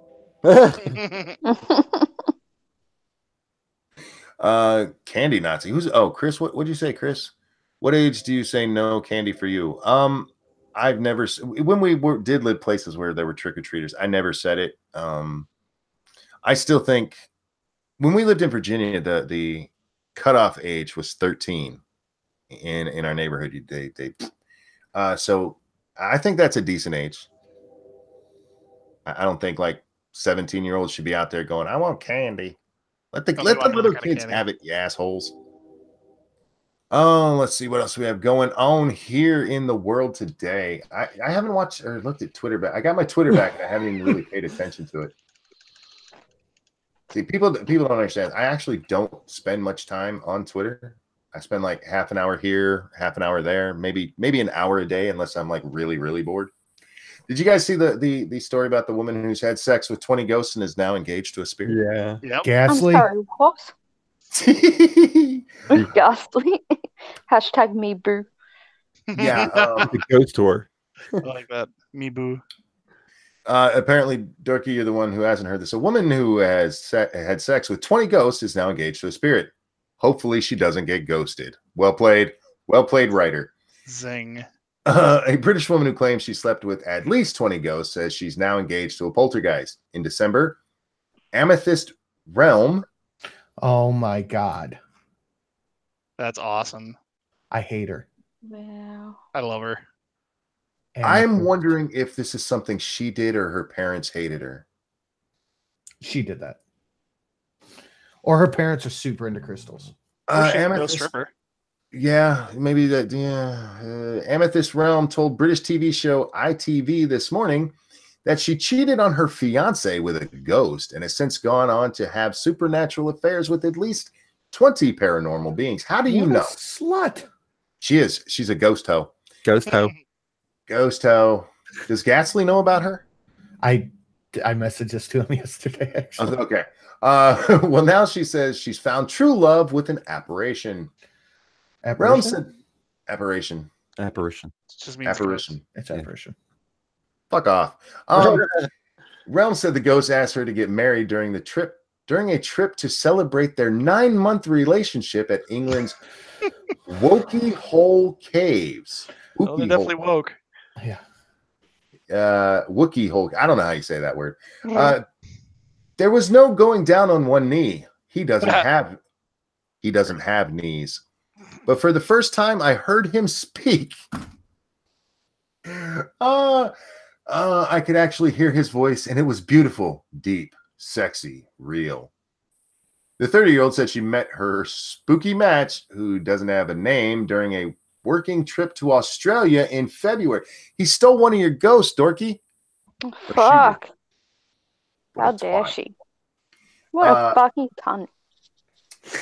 This is a quote here. I had not had a phantom fling for a while, and I was away on business. Starting a new relationship was the last thing on my mind. Then one day, while I was walking through the bush, enjoying nature, I suddenly felt this incredible energy. A new lover had arrived. Realm said her friends and family have embraced her unusual engagement, and now she is planning her big day as a pagan ceremony. We haven't discussed the details yet, but it will be quite a big do, she said. However, the couple already had sex on the plane back from Australia when they first met. I was happy and excited, so excited we had to do something about it, she said. So we headed to the plane's loo, and, well, I am now a member of the Mile High Club. How the fuck even? So good. The bride-to-be added that this engagement is much more satisfying than her previous living fiancé. Sometimes I get the feeling that I'm being moved, she said. Orgasms I have with my spirit lovers have been way more satisfying than I've had with any ordinary men. Bitch be crazy. Thank you, Cryptic. He poked her guy. Yeah. You know, I enjoy these kind of stories because they're silly. But does anybody believe this bitch? Nope. Like, No. Of course, her imaginary friend's better than her real life fiance. That's why she doesn't have a real life fiance anymore. He's like, right. This chick is screwed. I'm out of here. Fuck this. I have a story for you. Oh God. We don't want to hear your story. Fuck you. No. You know you want to hear it. Good. You love my stories. I've never heard one of your stories. Shut up. Ow. How long is the story going to take? We need to know. I just came back to you two arguing. Do I get a story or what? I don't know. It's a woman's story, so I'm assuming it's not going to be accurate. Squatter scores free $1.7 million home. oh, Jesus. Those Oh, laws. I thought you meant like you were going to tell us a story. Oh no. Jesus, I got no interesting stories. I fucking spend my days in the kitchen. 1.7 million just because he squatted there? Yeah, I mean, yeah, let's. Yeah. No, he gets the house, is what she said. Well, squatting is legal in this country. You see, I decided to take possession of it. Developer claims squatters' rights on $1.7 million home in Sydney. A Sydney property developer has scored himself a free $1 million home by simply moving in and renting it out following the death of the occupant. The New South Wales Supreme Court on Tuesday ruled in favour of Bill Gertos in the bizarre squatters' rights case brought by the daughter and grandchildren of the deceased owner. Fuck. Yeah, there's squatters' rights in this country. Like, it's fucking weird. That's there's ours don't go quite that far. It just takes a long time to get them kicked the fuck out of your house. Jesus. That what rights just okay, hold on. What rights does a squatter need? They need shelter. That's why they get to keep the house. I don't fucking know, but Dude, I want to go squat in a nice fucking house. Can I just start moving my shit in there? Yes. Yeah, if they don't move you out, yeah.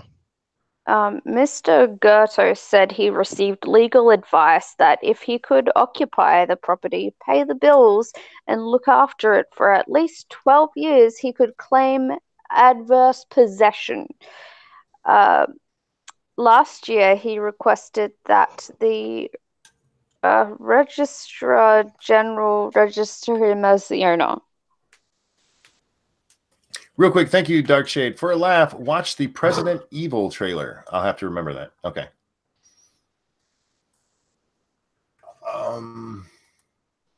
Was that the end of the story there, Dork? Yeah. Okay. So, is anyone watching a Halloween movie tonight? Anything? I've been watching this. Shelly hates it, but I really enjoy it.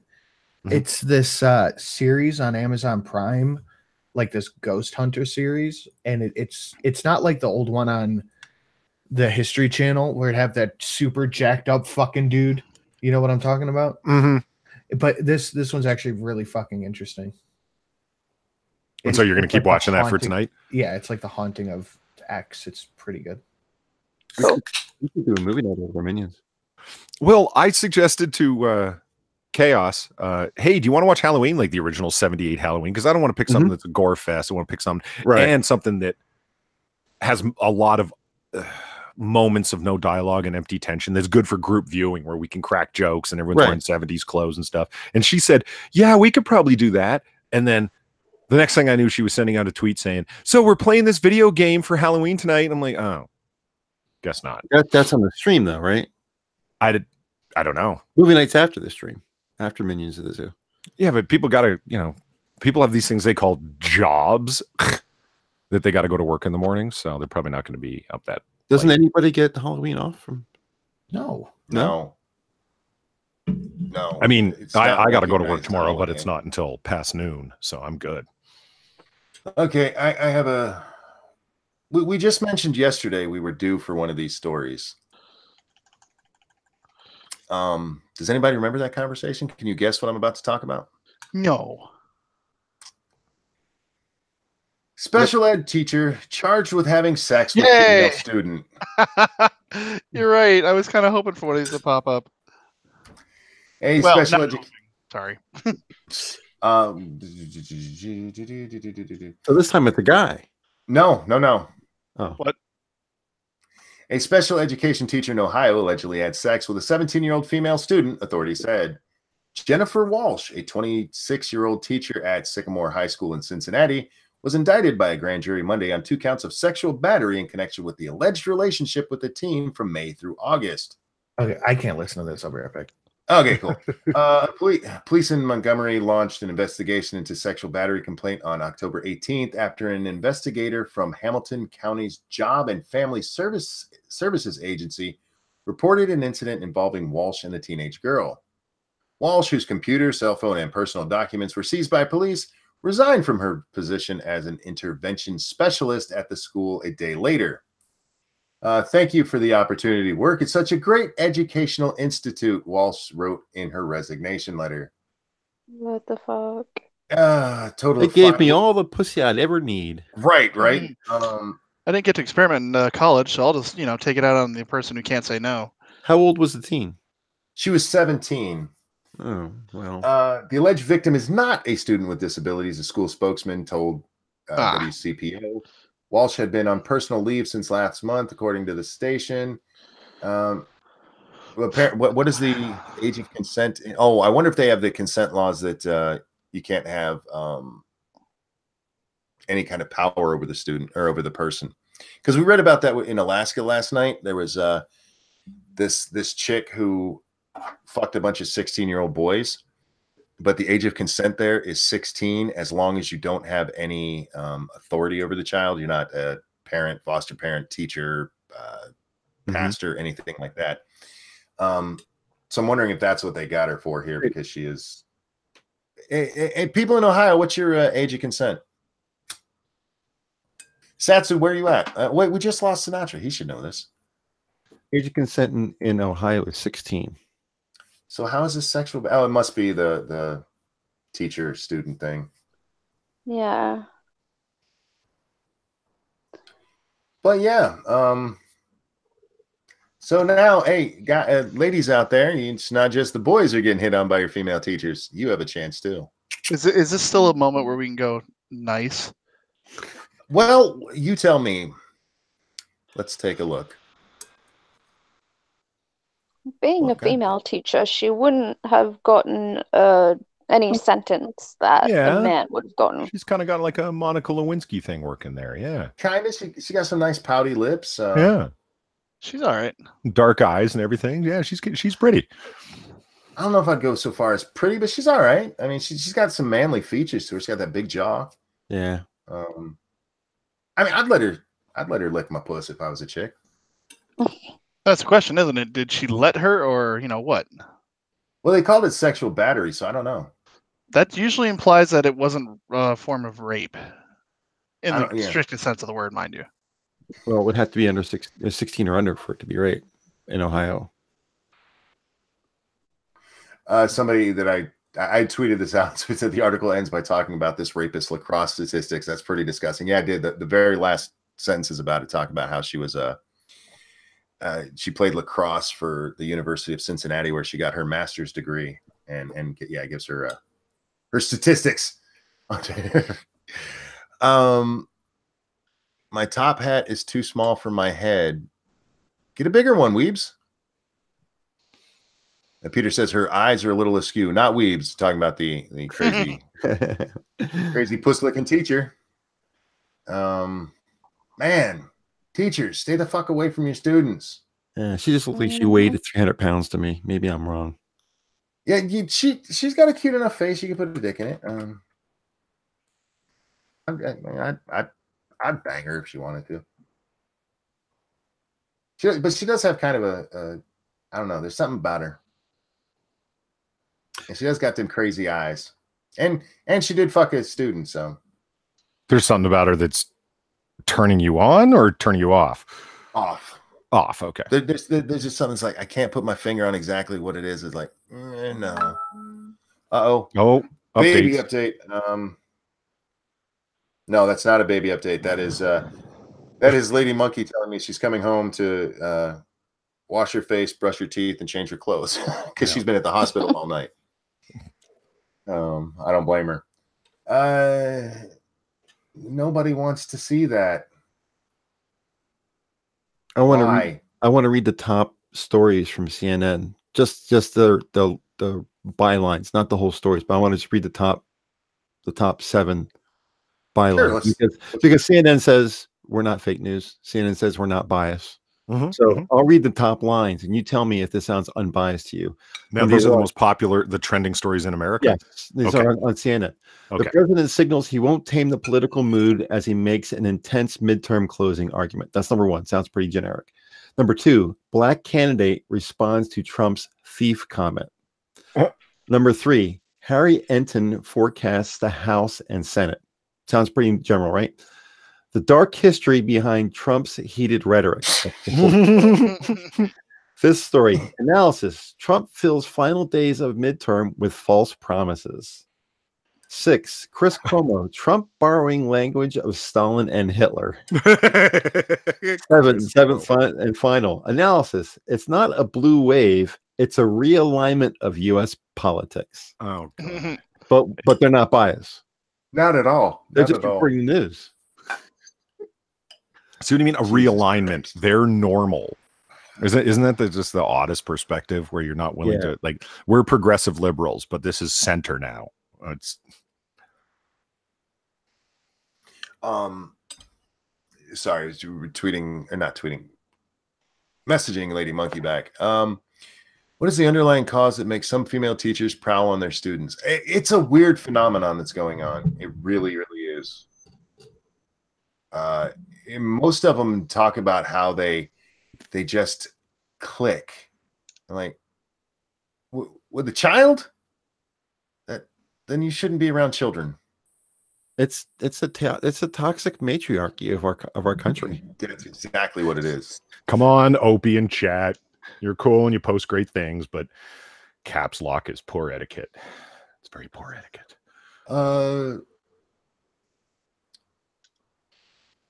I'm starting to fall back asleep here. I didn't sleep very long again last night, guys. You fell asleep mid text? I no, mid statement there. Holy shit. Jesus Christ. Oh. Well, this is what happens. I wake up and I'm awake enough to do things, and then the tired hits, and it hits hard. It may or may not be from the drugs I may or may not have taken earlier today. Oh, Monkey, let me ask you a question. Catching up with you. What's up? This will get your neurons firing and keep you awake, I guess. Remember yesterday morning I was talking about how I couldn't post a custom thumbnail, that it wasn't giving me the option to even do it. Mm-hmm. I had not clicked Video Manager. I was just looking at it under my edited one. So anyway, when I opened up Video Manager and saw it, the thing had been processing that whole time. Oh, yeah, that'll do it. It said processing ellipsis, like falling on. I'm like, it's been 27 hours. But it must have just got stuck in the queue or whatever, and that's what was behind it. Eventually it stopped processing, and then I could add the custom thumbnail. Weird. It just objected to the content. Yeah. Well, I thought they were taking an issue with my sexy comic lady thumbnails, but you know, the same thing happened with the minion stream from last night. Its thumbnails all screwed up, and I put a new thumbnail on to cover it, and it's still not updating. So it's not just you. They're having some weird problems right now. What was it that you told me? Did you say you said wait 24 hours, and if it still isn't fixed, and you said tweet someone, email someone? Who was it? Tweet. Tweet at YouTube. Tweet either. I usually do both. Tweet at YouTube and at YouTube creators. Okay. If and just like briefly describe your problem and say what the hell? Yeah. Okay. That's what Bear did yesterday. He didn't get a very good response from it, but that's the best way I've found to actually contact them if you have less than 100,000 subscribers. And they tend to, as long as you're asking a question like that, they tend to answer. Don't ask them about things that are real because they don't like that. But yeah, you just tweet at them. Bear yesterday, his stream, it stopped showing that it was getting any more views. It capped out at like 2 something, which is ridiculous. But also he couldn't have likes or dislikes show up on it. And he's saying it's still broke. Yeah. He tweeted them and they're like, we don't see a problem on our end. Like, fucker, we can show you it. There's been something weird with it ever since it went down worldwide a while ago. Ever since then, it's been goofy. Yeah, you get a problem like, sorry, like Polly described. Every now and then, you'll get a video that just hangs, or a stream that just hangs forever before you can do anything with it, which is usually not a problem, except for thumbnails or if it's longer than 2 hours. Because if it's longer than 2 hours, it has to process before people can watch it. Jim Healis asks, is it a coincidence that Ben & Jerry's is making an ice cream full of nuts to support #resistance? No shit, right? Nice. Well, I feel 10 pounds lighter. Oh, that is information I did not need. yeah. You could have just said you went to wash your hands or something, man. I would have. That was the longest hand washing session ever. You had to get under your fingernails and stuff. Data Wasteland says, like I said to Opie, you know, using caps lock, I was just kind of bugging him that it's poor etiquette. And then Data Wasteland says, I use cap lock because I'm losing my sight. Is it true that if you try and adjust the text size, that it won't affect chat at all? The text size in chat? Yeah, I've never tried. It just affects his end of things. But you can like go under view and increase font size, and I've never adjusted the font size on my browser. I have no idea. Yeah, you click Control and scroll up. Ah. Same thing for your icons on your desktop. If you click on a single icon on your desktop, hold down the Control key and roll the center roller up. It will increase the size of the icons on your screen. Oh, shit. All sorts of stuff finding out about here. You know who to ask if you have questions about Windows. Now everybody's typing in. It's like, great. So I've been having a problem over here. Maybe you guys can help. I'm not a cat person, but my girlfriend has cats. And I got her a nice coffee pot, like one of the ones that do the K-cups and the pots at the same time. Yeah. Mm-hmm. The cat won't get the fuck off the coffee pot. A little bit of cinnamon. So cinnamon? Because Yeah, I'm gonna send Monkey Cinnamon, peppermint. I'm gonna send Monkey 2 pictures so I can present them. We got her a cat bed, one of the ones that hang in the window, because we think that's why she wants to be up there. Right. So here, let me pull up these 2 pictures. My friend got one of those with the suction cups, the cat hammocks. Yep. Catnip in it. Yeah. This is attempt 1 to get her to go in the cat bed. See, Yeah, let me... Lower the bed a little bit and put some catnip on top of it. that's attempt 1 to get her in the cat bed. Cat's a fucking asshole. And so we decided to raise it and put the box in between it. And this is what happened. Oh, there you go. Oh, you could also get a spray bottle. Angrily. The look on this face is classic. Hey, man, what are you doing? You dick. You could also get a spray bottle, and every time the cat lays on the fucking coffee machine, you spray water at it. Dude, every time I go in there, I flick water at the cat, and it just looks at me and shake, its tail gets all twitchy and angry. No, have you tried putting catnip on the bed itself? No, I don't have any catnip. Get some catnip, try it up there. But like how she's laying under, is that a he or she? She. I always go she. Okay. When she's laying other places, does she lay under stuff? No. Just quit vaping, you fucking nerd. Shut up. No, she doesn't really lay under stuff. She just likes to be high up so the terrorist dog can't get to her. Yeah, I would try the catnip. We've had mixed success with cat beds with catnip, but yeah, try that first. Your cat likes the smell of coffee.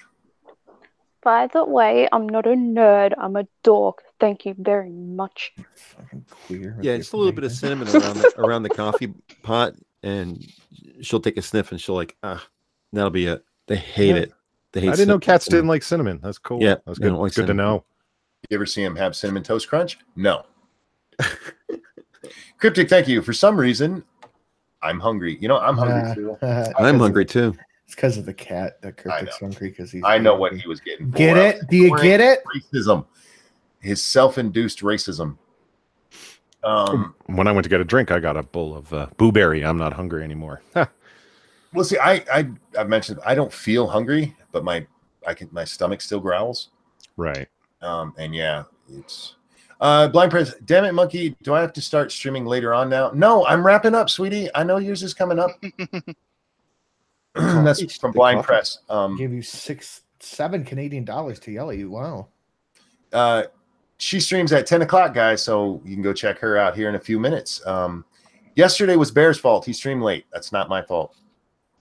The iPhone doesn't allow you to do round numbers from the phone. Let's just be fair. No one watched Bear's stream, so Blind Press, you'll be all right. I watched Bears. I was on Bears stream, you dick. 2 people watched Bears stream. But yeah, let's go ahead and wrap Scribe. this one up. Chat, thank you guys for the donations. Even you, Blind, when you're yelling at me, I still appreciate the donation for it. That's a nice way to yell at me. Thanks for showing up. Thanks for hanging out with us every morning. You guys are amazing, and I love you. I think this is a first. Everybody's still here when we're closing. So Dax, Dork, Polly, Sinatra, and Hammer, thank you guys so much for joining me. Remember, if you haven't shilled your shit in chat, that's on you.